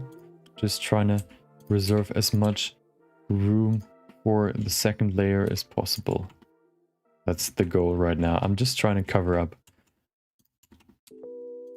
the base or the sculpt.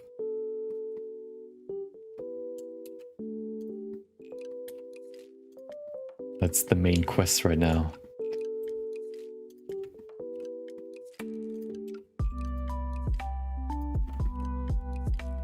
Okay. We have to add a few more. This one can probably move over a little bit for the flow. Okay. Let's go in here and duplicate this. Let's see what it looks like in rendered view. We might have missed a small... Okay, no, it looks pretty good. Of course, we have this sharp edge right now. We can probably smooth that out. Oh, it's actually pretty far detached from the surface. Let's fix that.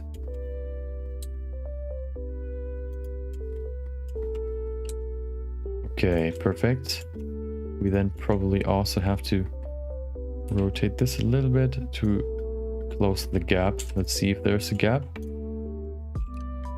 No, there isn't. Okay, perfect. Base profile. Just sorting out my structure right there. Okay. Call this one applied.001 and applied.002, and there we go. If we now look at our render, it shouldn't be too rigid anymore. We can still see the small gap, but we'll cover this. I mean, we're not even gonna see this because she'll wear a hat. But if this would be like an open hairstyle where we could see the top of her head, we wouldn't probably have to adjust it because we're not gonna see it anyway. Okay, let's keep going. That's basically the process of today. Maybe we'll even get to the second layer. We'll see. This shouldn't take too long, so I think we can get there.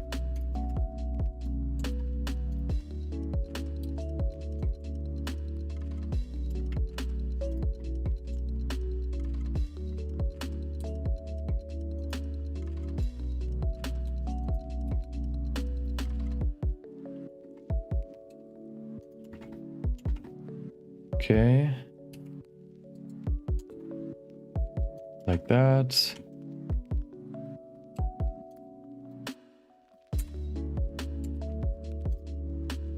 Closer to the head. It's intersecting a little bit. We can probably just adjust it right there. Okay, perfect. Let's now go in here.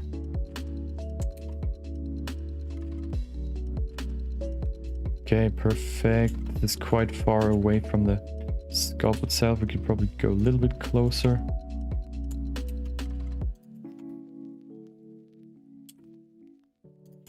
Okay. Then go in here. We're gonna adjust the roughness and all that later. Right now I'm just trying to cover her head.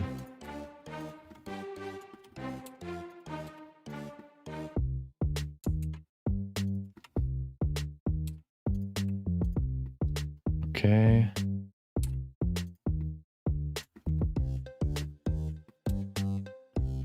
What we can also do is change the shape by pressing Alt and S to make it smaller.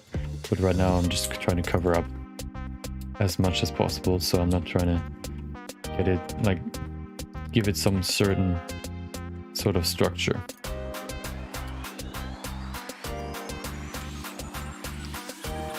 Drops incoming, and din din din din din din din din din din din din din din. Of course, this is more like a laid back topic right now, or like stream. That's usually what I reserve my Wednesday and Thursday for. Just laid back working on this long-term project. Monday and Tuesday are more for full sessions, basically. Sessions where I start a project or a tutorial and finish it on the same day. This is more for like that I always have something to work on. Not that I like, for example, like finish all my tutorials I've planned and then I have nothing to talk about or nothing to work on. Like with this one, I always have something to work on. And once I'm done with this, I'm gonna just make a new one. I'm gonna get a new like long-term project. That's basically my structure right now. I think that's also a good way to work in general. If you're like just doing this, for example, like 3D or in general art as a hobby, I think the best way to structure your projects would be to have maybe a long-term project that you're really trying to get like ambitious ideas realized, let's call it that, where you can really like get really ambitious and add like really crazy stuff to really push your skills. And then also maybe a short-term project that is more done maybe even in a day. That's what that is for me, is like the quick sketches that I do every day, just to get me ready for the creative session basically, and start off my day, get my creative juices flowing, and just getting in the mindset of creating. And then I also have like mid-long, like shorter, like, yeah, let's say like middle projects that maybe take just a day to get to not only work on the main project, which can maybe sometimes, especially if it's like really tedious with stuff like adding hair, it can get pretty tedious. So having a project that you can switch to if you're getting like bored, or like just you don't want to work on it anymore, it can be helpful to have a second or maybe even third project where you can switch to just take your head off like this one project you're working on.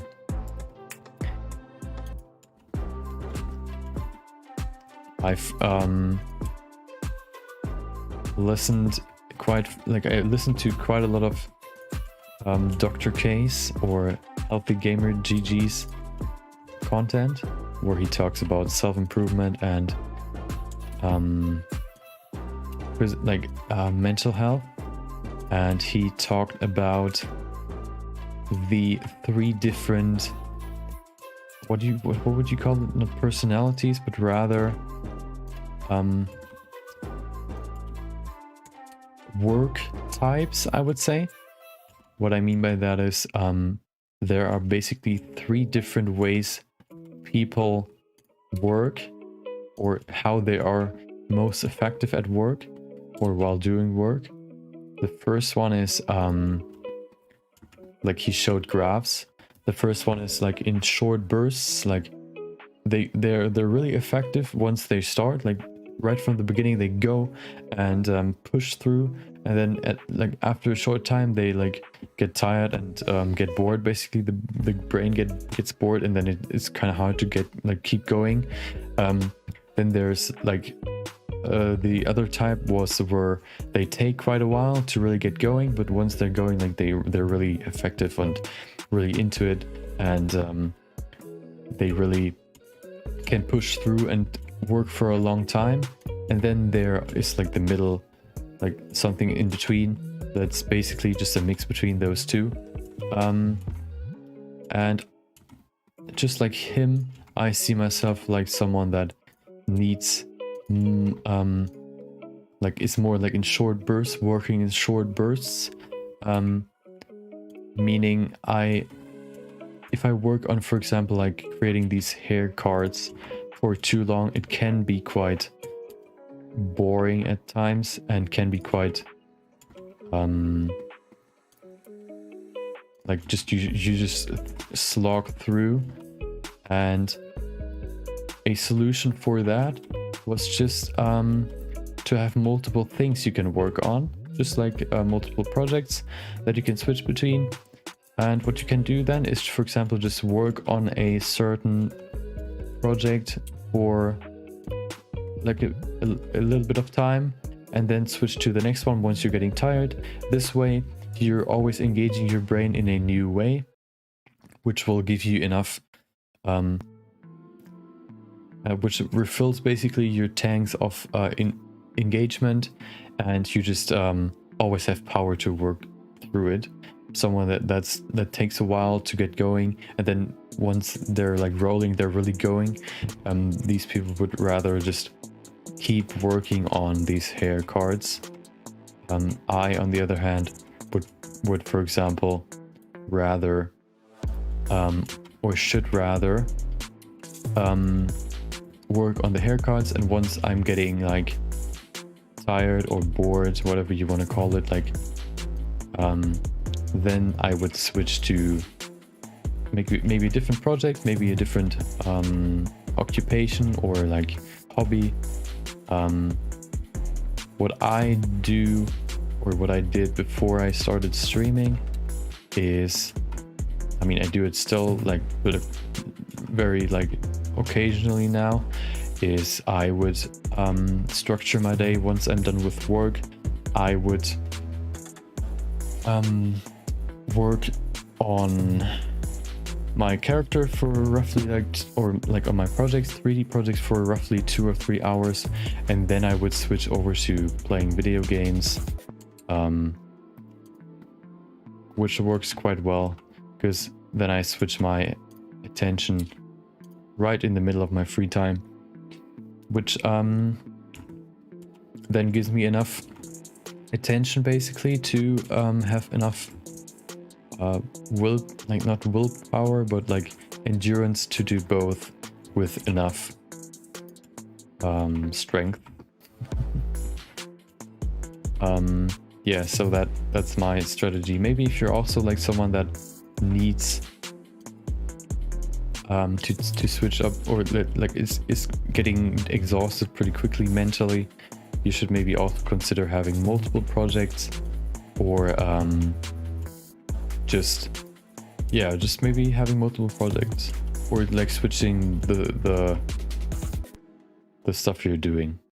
I'm gonna remove one vertices. I think I only need 3 for this one.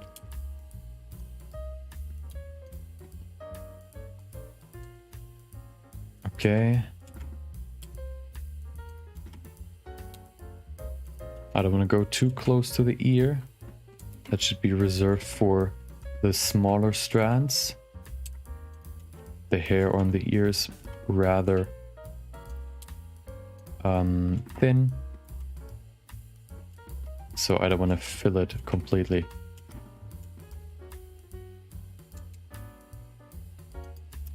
So I'm only playing like games occasionally now, just because now by doing streams and uploading videos,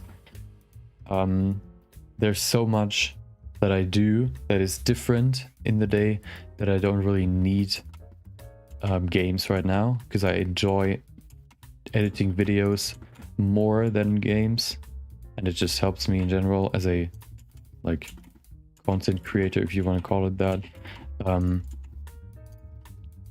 So right now I'm kind of enjoying editing videos more than playing games, and with the second advantage of just because it helps me get more content out.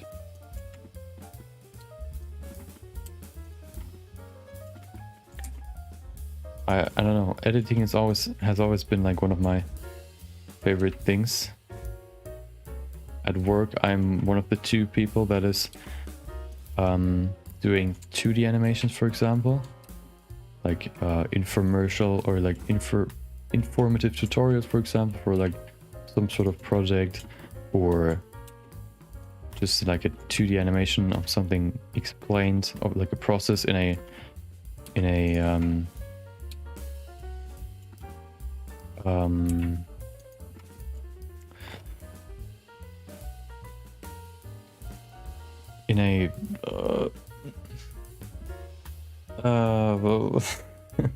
hold on.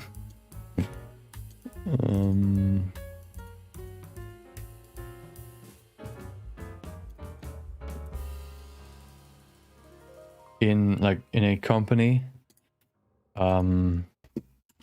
So one thing we did was we did a how-to guide for how you upload content to your own Instagram page for stuff like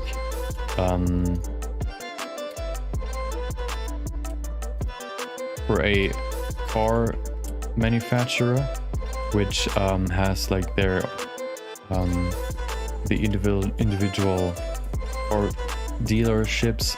They all have their, or they can have their own social media page, and then we made a guide on how you can create your own page and how you can add or like upload more content. That's one thing I did. I also did a few like 2D animation graphics. I animated our logo. Yeah.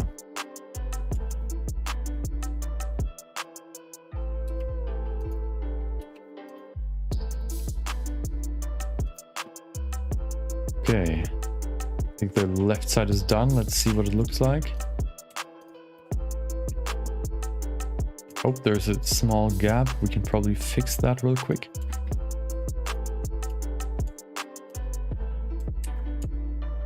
Oh, hold on.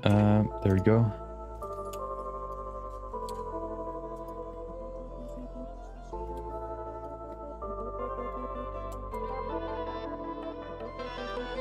Okay. Like that.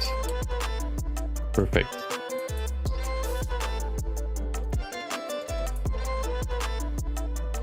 Let's see if that's enough. Oh. Yeah. Especially if we add the other hair cards as well. And then, as you can see,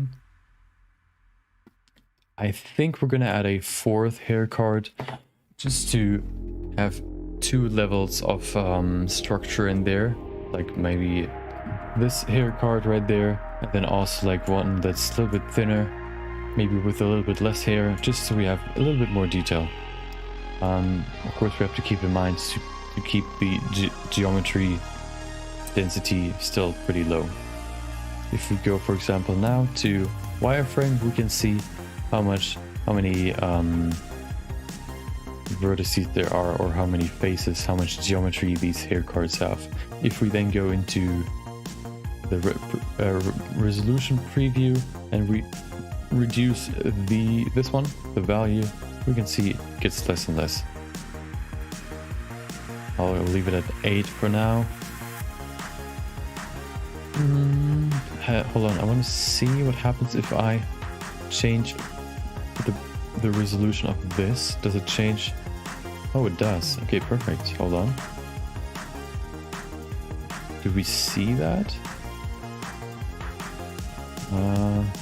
I think we can reduce the amount of resolution for the curve, because we don't need that many. Maybe like 6. I think that should be enough, right? Going into wireframe.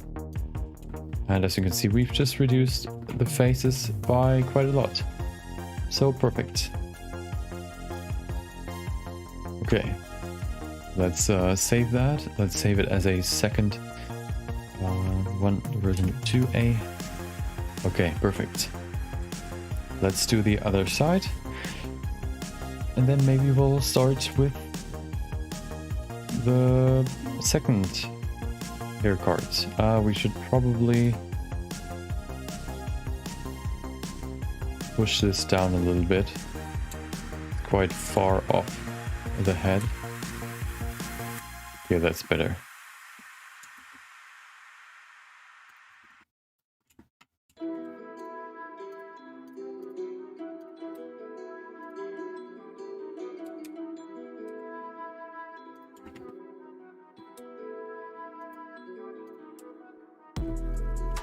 Okay, yeah, I think that's better. Okay. Yeah, I don't know, how, like, mental health and self-improvement is one of the topics that's probably like on my mind the most, because like at some point, like I did my I know what the word is, but I can't remember it right now. Internship, right. I did my internship before I did my actual... No, hold on. Is it an actual internship? No,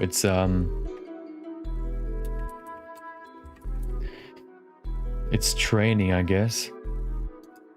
Like I did my 3D, not 3D, graphic design training at a company, like where I still am, which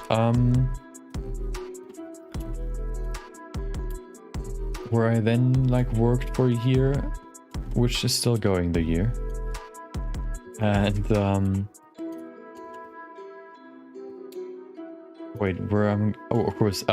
So at some point, at the beginning, it was like super frustrating for me to work there, just because I went from school straight into work, and like at school, I was someone that wouldn't like write down that much, and wouldn't really... I wasn't the best student, basically.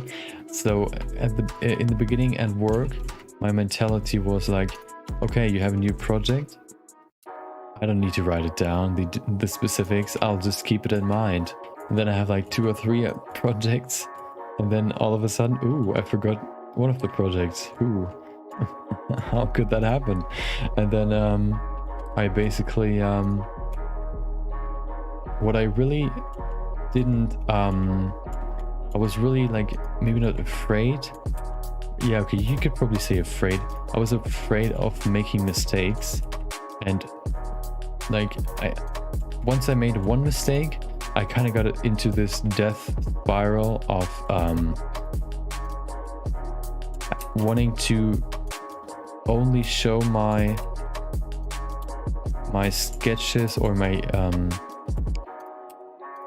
work when I think it was perfect. The problem with that was I was still learning, meaning I would always make mistakes, which would lead to me being very, very slow at work, just because I was basically afraid to show my work, because I was afraid to do to have made a mistake. And then I was first of all slow, and second of all, because of this, because I was focusing on one project so much, I would forget another one, which would then lead to me being even more not only frustrated but afraid to do it again, and also like, oh my god, you forgot this project, you have to do it right now, which led to me making even more mistakes, and that's just a death spiral of doing more and more mistakes. So I was getting more and more frustrated, which led to me at some point I was like sitting there with like 2 colleagues, and one of them asked me, like, I was sitting on a project for like so long, and then she asked me like, okay, like, are you like, do you feel good? Like, how's it going? Because nobody asked me that before. I was just working on my own, basically. And I was like, no, I'm like, I wasn't really like confessing or anything or like something like that. I was more like just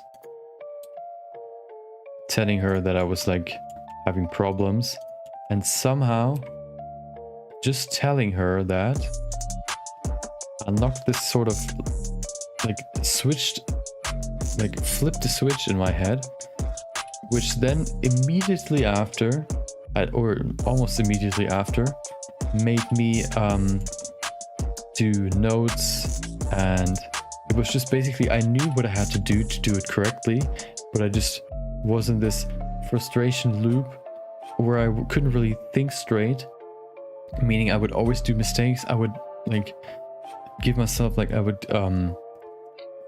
get frustrated that I did the mistake, but I wouldn't fix it because I was just too focused on not doing the mistake again, which led me to making it again, and then I was frustrated again, and then it was just an endless loop. And just this small talk with her basically unlocked the switch, or like flip that switch, which led to me like being way more not only professional in terms of like writing stuff down and keeping everything in mind. I was also like working way faster, and I was talking way more. Like I was super shy or introverted in the beginning. I wasn't really, or like for like half of the internship, like 1.5 years, nobody really I wasn't really talking to anybody because I was just ashamed basically, or afraid.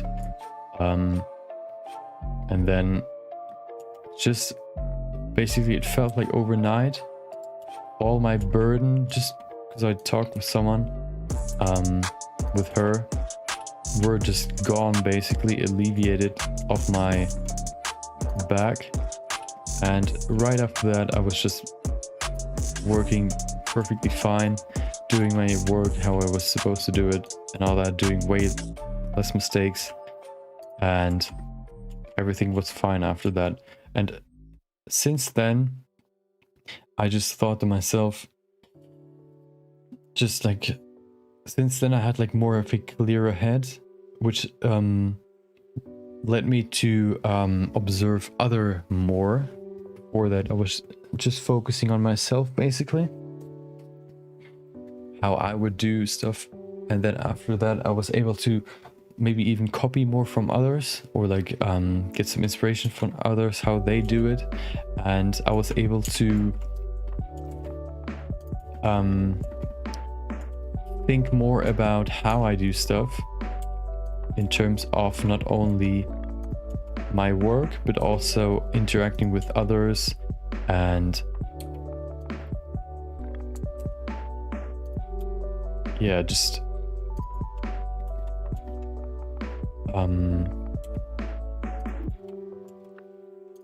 I was able to focus more on not only my work but also my my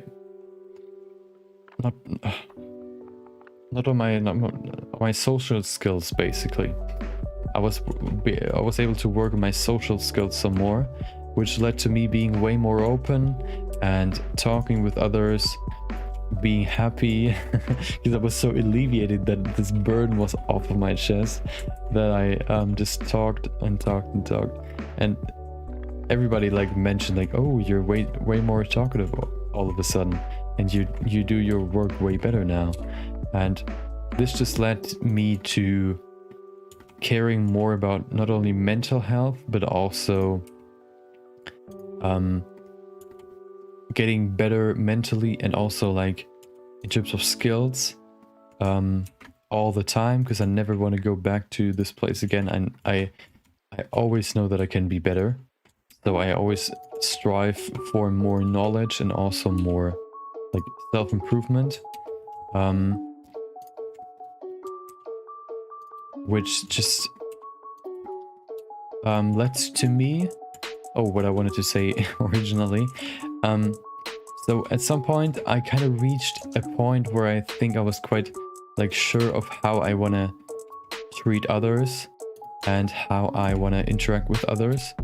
And then I just observed others, how they do it, and I just see that they like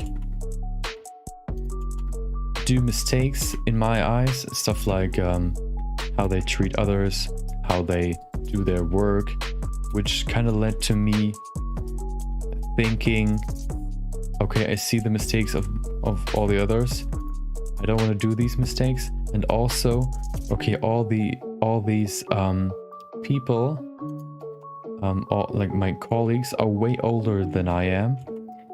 I don't want to be at that age and do the mistakes I see in them still when I am at that age, basically. So I don't want to see the mistakes now and still do them when I'm as old as they are. So I'm just trying to constantly improve myself socially and in terms of skills, which just led to this outlook of the world where I tell myself, you see so many mistakes in others, they don't see them in themselves probably. So how many mistakes are still like, do you still have that you want to correct basically? So I always try to find mistakes in my own habits or my own doing that I can improve on, to not repeat what I see in others basically. That's why I'm so interested in not only mental health but also interacting with others, how you see like worldview, focusing more on you being happy rather than focusing on the money, because money won't make you happy. Money will just, that's what I learned from Healthy Gamer or Dr. K, or at least like partially. I kind of always had that in my mind, but it got more facilitated when I talked about it with like when I heard him say it, that if you always focus on the money side or the physical, the chase of something physical, like more money, a new car, or anything else, you're never going to be happy, because there's always going to be something that you want to have that you don't have right now. And then once you get it, like there's another thing you want to chase. So this perpetual chase of something that you desire will never end. So you shouldn't focus on that. You should rather focus on, of course, to have enough money to do what you would rather do, rather than caring about money. What I mean is, for example, at least for me, it would be something like art, 3D, maybe even game design, helping others learn more about 3D, or just in general sharing my passions with others, learning about other people's passions, and just getting to know more people. Because I think the best thing you can do as a person is get to know more world, or like more views. Like the best thing you can do as yourself is get more perspectives that isn't your own, because then you can shape your own perspective more detailed, because you have more like perspectives that you can base your own perspective on. If you only see everything from your side, your worldview is very narrow. But if you, for example, go and for example, like a murder, there's always two sides, of course. There's the side of the victim, and then the side of the murderer or the killer. And if you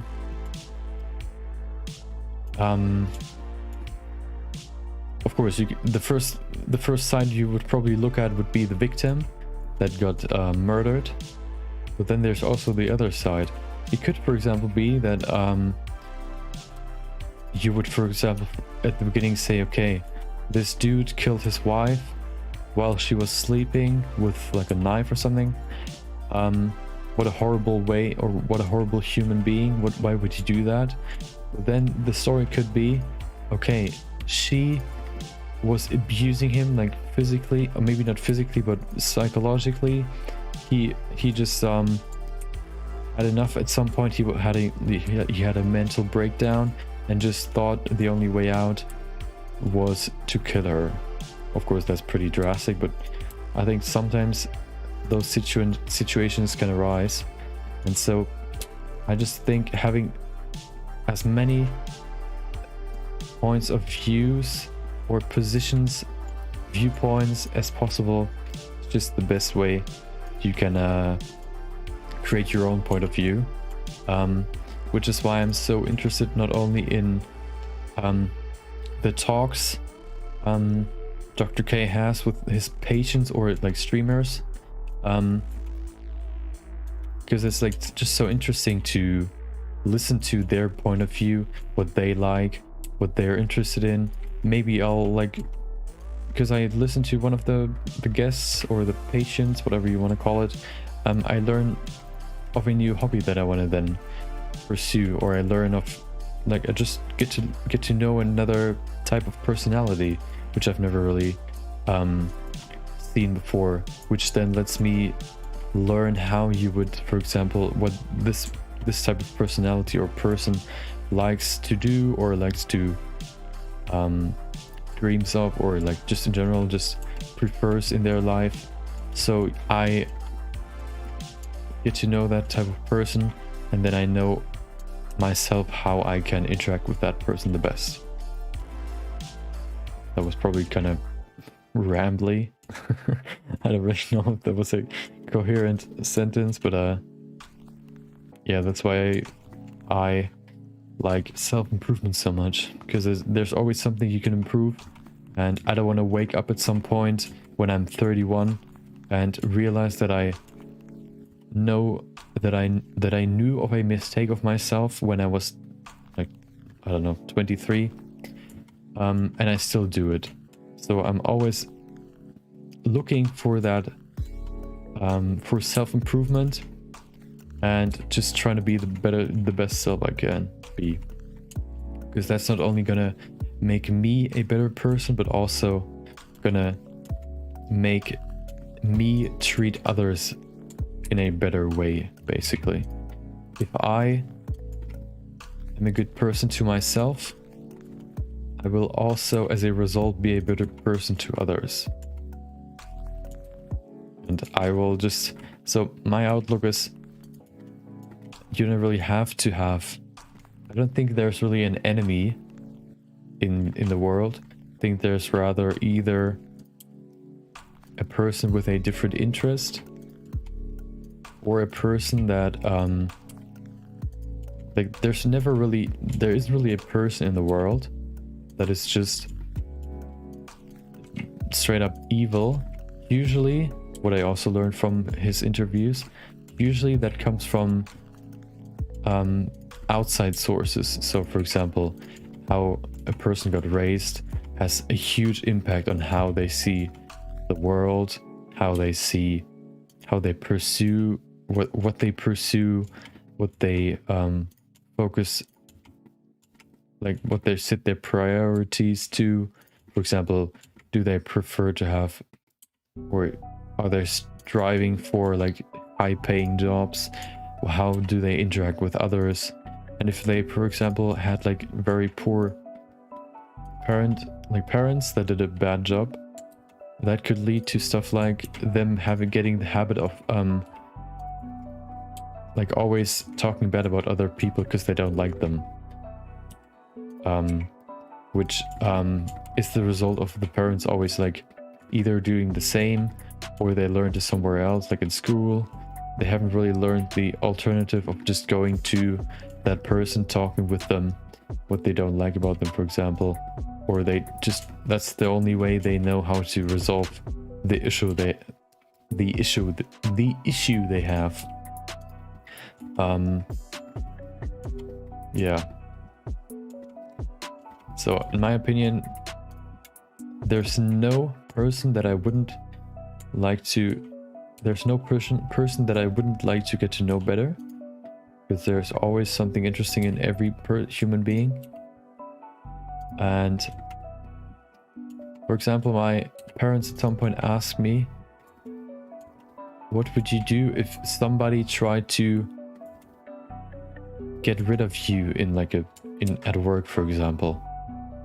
My response was, I would go to that person and ask them why they, for example, like go to the boss and tell them I stole a cup or something to get rid of me. Why would they do that? Why do they want to get rid of me? Because it's either something that I did wrong, or it's just something that I have that they don't. For example, like I get better jobs that they would like to do, or I just have more colleagues or friends with me. Maybe they just feel like lonely or something, and they like think I am the one that is responsible for them not having enough friends, or like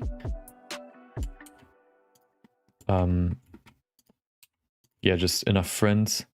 And if they get rid of me, maybe they'll get more, and then maybe just by talking to them and them expressing their grief or their frustration, maybe even I can I would probably understand them and like try to figure out how you can like solve that issue. Because usually if someone, especially if they don't really know you, hate you or something, then they don't really hate you. They rather hate what they see in you. So, for example, if somebody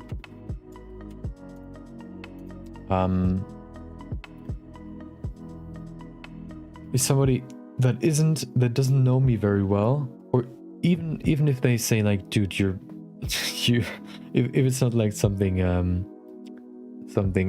with my looks or something, if they say, dude, your work sucks so much, like how did you even get this job? The first thing I would think about is can they know or like, do they have the qualification to tell me or to give me a proper critique to what they critique? Basically, do they actually know what they're talking about? If not, why would they say that? I would probably just ask them, why would you say that, if they're actually interested in having that conversation with me. If not, then I just why would I regard, or like, if they don't really care about giving me proper feedback, just like insulting me or my skills or whatever, why would I take that seriously? Because if they don't take me seriously, why would I take them seriously? Like, they don't want to do any good for me, so I don't think what they say is actually like meant seriously. It just meant to hurt me. So if that happens, I wouldn't really care about what they say. If they though have that conversation with me, like, dude, I think your work is like, you're working slow, your work is bad, uncreative, whatever, then I would ask them, first of all, why they think that, so they give me a reason, and then I would probably ask them what I could, like, how I could improve. Like, okay, so you tell me I am bad at this, so you probably know a way to get better at this, or you have a way, or you what would be your approach at like doing this better? So it's either productive criticism, which I welcome very much, because if somebody is willing to give you productive criticism, they want you to improve in whatever you do, which is like a compliment. Like, I see some faults in your work or in you as a person, so I want to give you advice on how you can be better, a better you, basically. If the criticism isn't productive, then it's either just meant as an insult, or just like, I don't know why you would criticize someone without really meaning it. If they don't want you to improve, why would you care what they say? Because in the end, they don't really care about you. They only care about hurting you, or what they see in you, what they either don't have, or what they don't think you do, for example. I don't know, I feel like I'm just talking about stuff that isn't really coherent in any way. Okay, I think we've finished the first layer. Oh, we have some blank spots. Let's see if we can fix that. But as you can see, the first layer on this side already looks pretty good. We have... Oh, wait. Let's see if we can fix that as well.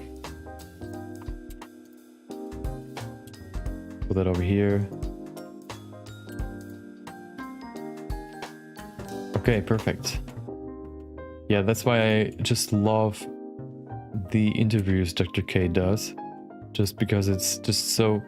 It gives me another outlook at the world, like how people can see the world, which then lets me consider more possibilities, why someone would act in a certain way, which then lets me make a more informed decision on how I would react to that action.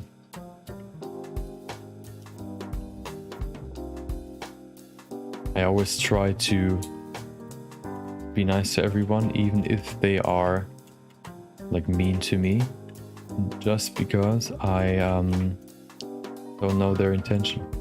And usually their intention is isn't really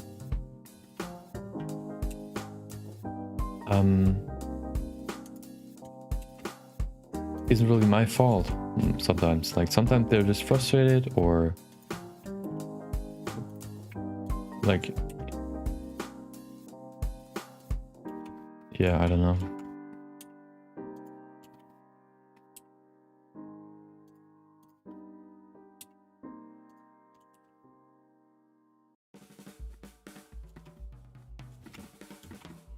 I'm always wondering how I would receive, or how I would react to like huge amount of hate that some people, like big streamers for example, get. Of course everybody like thinks of themselves as like a better person, but I think with my mindset I would kind of like, if somebody says like, dude, you look like a troll, then like, if they just comment that, you can either like say, okay, this person of course sees me and tells me I look horrible. Do you really want to take that too hard? They don't really know you, they don't really care about you, so why would you care about them? If somebody criticizes you that doesn't care about you, you can of course care about it, but you should also consider if caring about it is really making sense. Because some people just I don't know, just want to see, like, wanna either they see something in you, they project something onto you, which is why they hate you, for example, or they are bored and they're just gonna move on. So if you are not a big if you're not significant in their life, why should they be significant in your life? You know?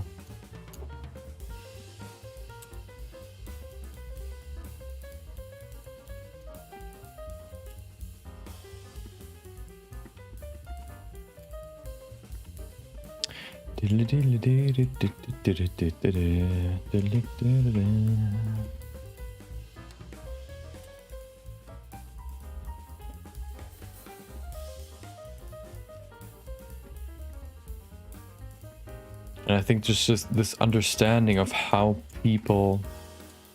why people would, for example,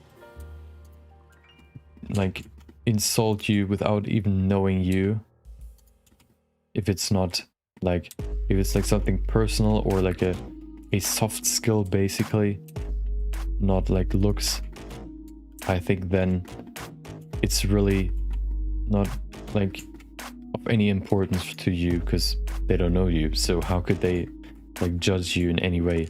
Even like, for example, like you always hear like streamers saying, dude, I'm getting clipped, and people see like the like in live stream fails clips on live stream fails, and it's like out of context, and people see that clip and it paints them in a completely wrong light because it's out of context and like cut or edited that way, so it looks like they said something horrible, for example. The people that are on that website, I don't think they really care about you. So if they like for a day or so, of course, if you like do something bad, like, I don't know, abusing animals, or you like your child, of course that's different, because then you know what you did wrong. But if they just judge you and give you criticism based on a single clip, then they only see a very specific point of, or like situation you were in, which doesn't really represent you. So they can't really make a judgment of how you are. So I kind of always like think, people say like, oh,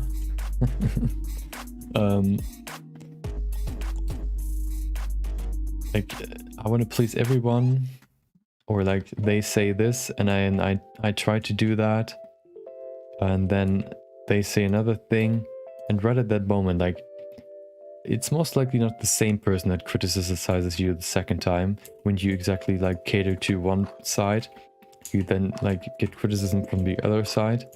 Right at that moment, you should think to yourself, well, what am I supposed to do? And then just, at least in my opinion, the best thing you could do for your own mental health is just not to care about it. Because even if you cater to them, they hate you regardless, so they're not gonna watch you. So why would you like change you because they think you should change? They're not relevant in your life, and you're not relevant in their life. So it's like you abiding to the law of like a different state, or a different maybe not state, but different country. Like, I'm in Germany, and why would I then, like, I couldn't get, like, I would get arrested if I had a gun, like, open in public. But in some states in America, you can do that.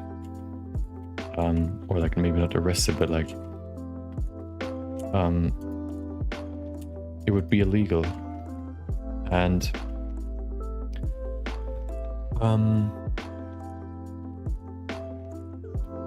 I would only care about like the stuff that's in my proximity. And that person that is criticizing you, that is like living somewhere else, saying you should I don't know, you shouldn't say you should say, I don't know, the F word. Okay, but like, maybe that's a different topic, but maybe something like, you should keep your hair short, because that makes you look more professional. Or like that, like, that's an opinion. That's not really like something you have to do. That's more like an opinion, or stuff like, I don't even know what people should say to you that you would have to cater yourself to, or like you have to try to fix that problem, or like solve that criticism. I don't even know what you would have to say. Like, for example, if it's a criticism that has no basis, like no explanation behind it, then there's also no solution. So why would you care about that criticism? So if somebody says like, yo, you, I don't know, you talk too much. Okay, why? That's also an opinion. Like, if there is there even anything like at least I can't think of anything like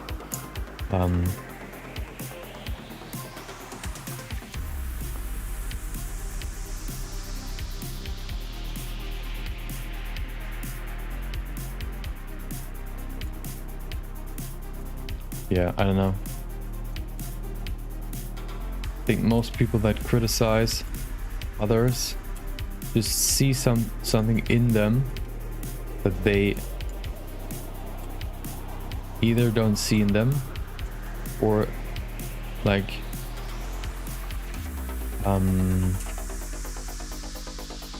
think they see in them, or like how they are, like they make a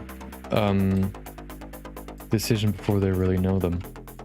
And like if somebody says like, okay, we have this car, and that ar, if we're not gonna tell you the color, okay? And then the criticism is, the car is too red. Wait, what? Yeah, well, like, why? How do you know the car is red? The car is originally like the car isn't red. The car is blue, for example. Yeah, I don't like the color red. Well, what? How do you know the car is red? You're like, I saw this image. Like, okay, well, it's not red, so you cannot change it. Like, you cannot. It's already not red, so how can you like abide to that criticism? Like, there's nothing to change. And if they don't, like, I hope that's like understandable. Like, if the criticism is based on something that is not real, then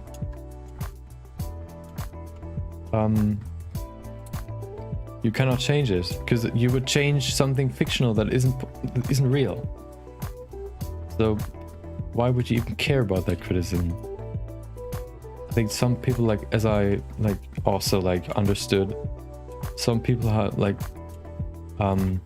were raised so that they tried to please their parents, and then they learned to always try to please like everyone, which then led to, or leads to, oh, I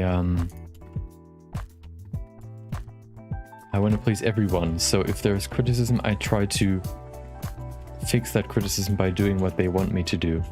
But if you do that with that criticism that isn't really based on anything, rather like based on a fictional version of you that you can't like be anyway, because you're not a red car. So how, if you're a yellow car and you get criticism that you shouldn't be red, how do you like fix that? And then you change to blue, for example, and then they say, okay, but I don't like yellow, and then you switch to red, and then yeah, it's just never. Some criticism or most criticism, especially if it's like on the internet, is not really based on or isn't really useful criticism. And if it's not useful, it isn't meant for you to be like to improve on whatever it is, like on a personal level, skills or whatever, then why would you care about that criticism? If you cannot, like, if the criticism isn't something you can improve in yourself, or you can fix, then the criticism is useless. For example, dude, I don't like that you're a girl. Okay, well, then, of course you can change your gender, but that isn't really like criticism that's helpful to you. Or dude, I don't like that you have, like, I don't like that you're 21 years old. Okay, well, like, okay, what am I supposed to do? Like, reverse time? Like, That's just criticism that's utterly useless. And like some people, I think, then just take that as like valid criticism and try to be like younger or whatever, or older, which doesn't work. And then they get frustrated and they think to themselves, what am I supposed to do? I can't police these people, so I'm doing something wrong, and then that frustrates them, and they think about it all the time. Then they get more criticism, which then they try to please as well, which doesn't work, and that's just an infinite loop of frustration.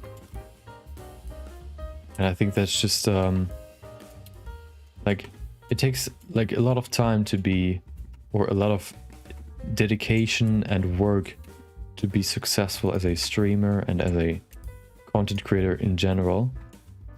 And I think one personality type that is really made for, I don't know if it's a personality type, maybe a kind of type of being raised, like kind of being raised. I think some people are just raised the way that people expect them to work hard, and this way they are already used to working hard to achieve like what they want to achieve, which is like pleasing others, for example. And this way they don't really mind working a lot, which really helps like in content creation, because you have to work a lot.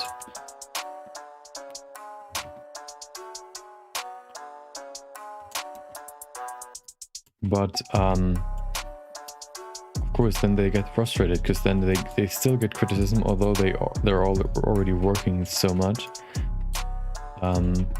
They try to abide, is that the correct word? Let's see. Abide. No, hold on. I don't even know what you call it. Like they try to fix the criticism, or like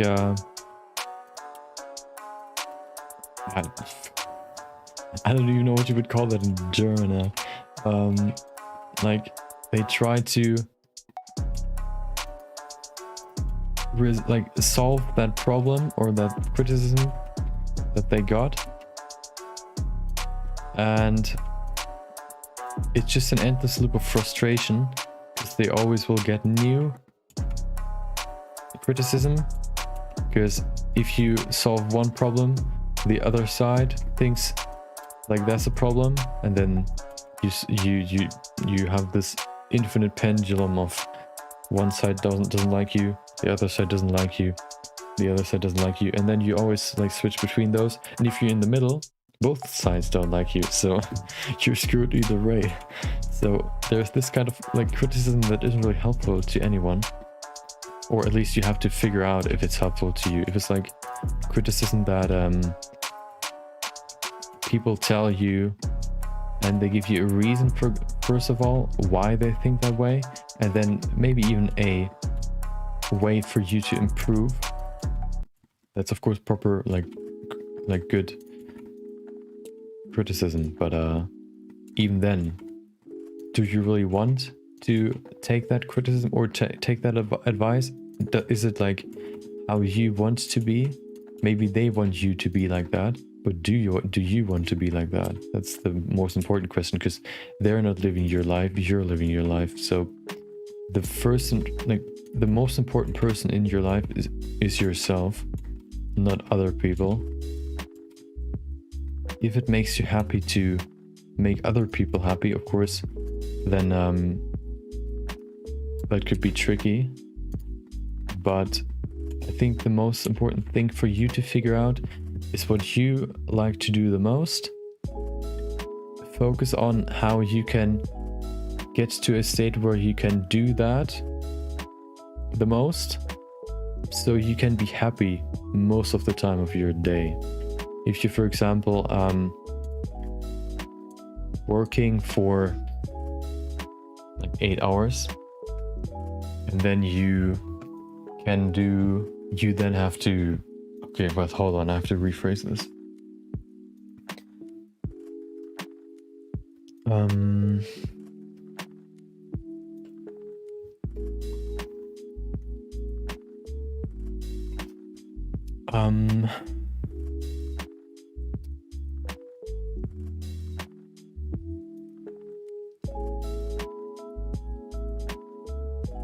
Hold on. I completely forgot what I was talking about.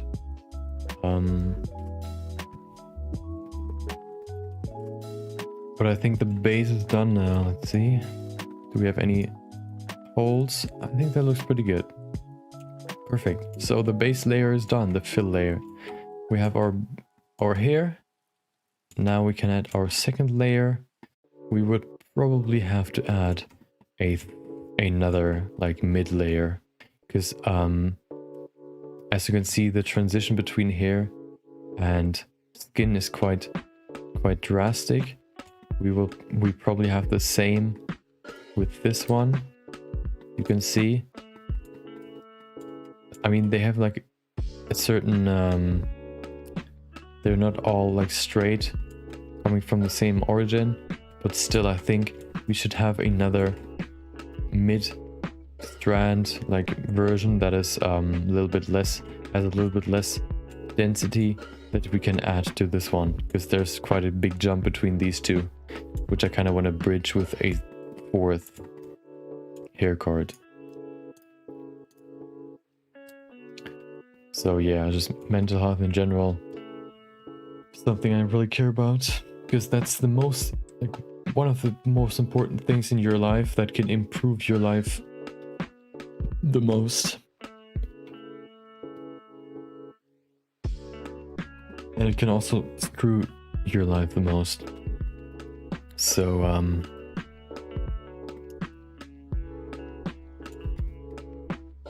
yeah.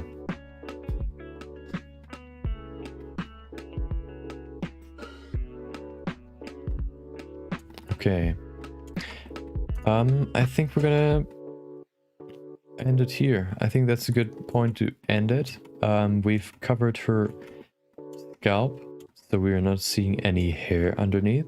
Next up, we're gonna work on the structure, because right now we just have like covered the surface. But of course, if you could look at this, we still need to add all the structure, like these curls, which will probably take a while. And yeah, we're gonna continue working on that tomorrow, and yeah, maybe talk about like similar topics to today. I'm thinking about uploading these topics to my daily channel, like just a small like 5-minute talk or something, maybe, because my daily channel is more like an experimental channel. I have like a video channel, Noggy, and then a Noggy Today channel, which is my daily channel where I upload my daily sketch, where I like talk about what my idea behind it was, how I did it. That is 5 minutes long. And I also uploaded a satisfying animation today. Just like the daily channel is more like an experimental channel where I can try different stuff and see what like works. The videos channel is more meant for videos that have like higher that are of higher quality. So I will maybe upload my talks to the daily channel, like something like why, I don't know, like why my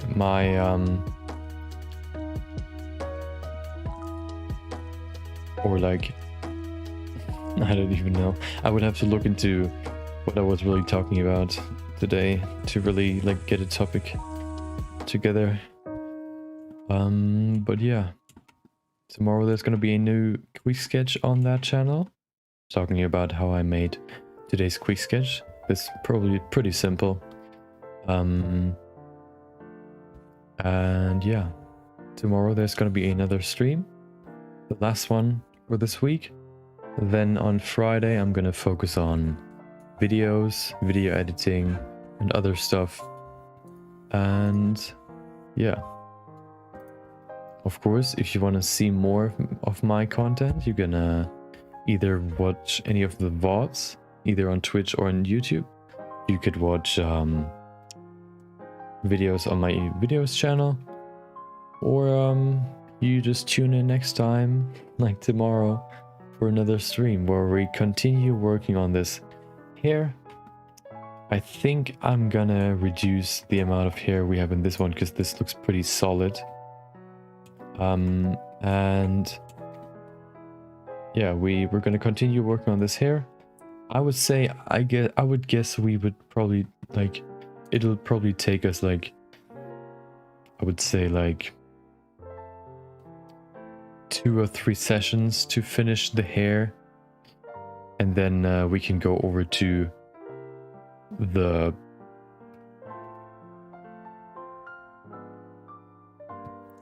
I'm kind of thinking how we would proceed then.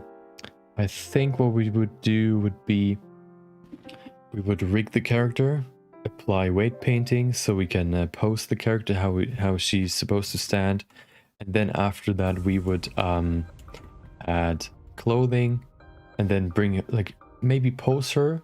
We can then switch between the base pose that we can see right there and the pose we want to have in the end, and then adding the cloth, applying the weight paint to that as well. We can then like give her some clothing, and then in the end finish the character in the pose we want it to be like.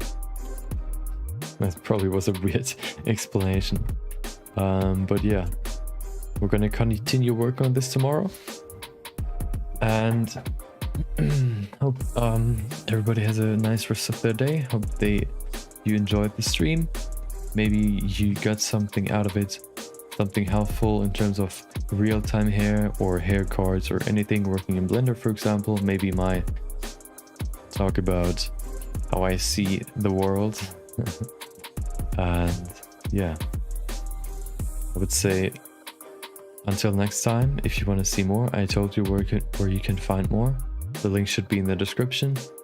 And yeah, let's save that project, and hope everybody has a great day. Maybe I'll see you next time, maybe not, despite seeing you next time or not. Hope everybody has a great day, and yeah, until then, take care.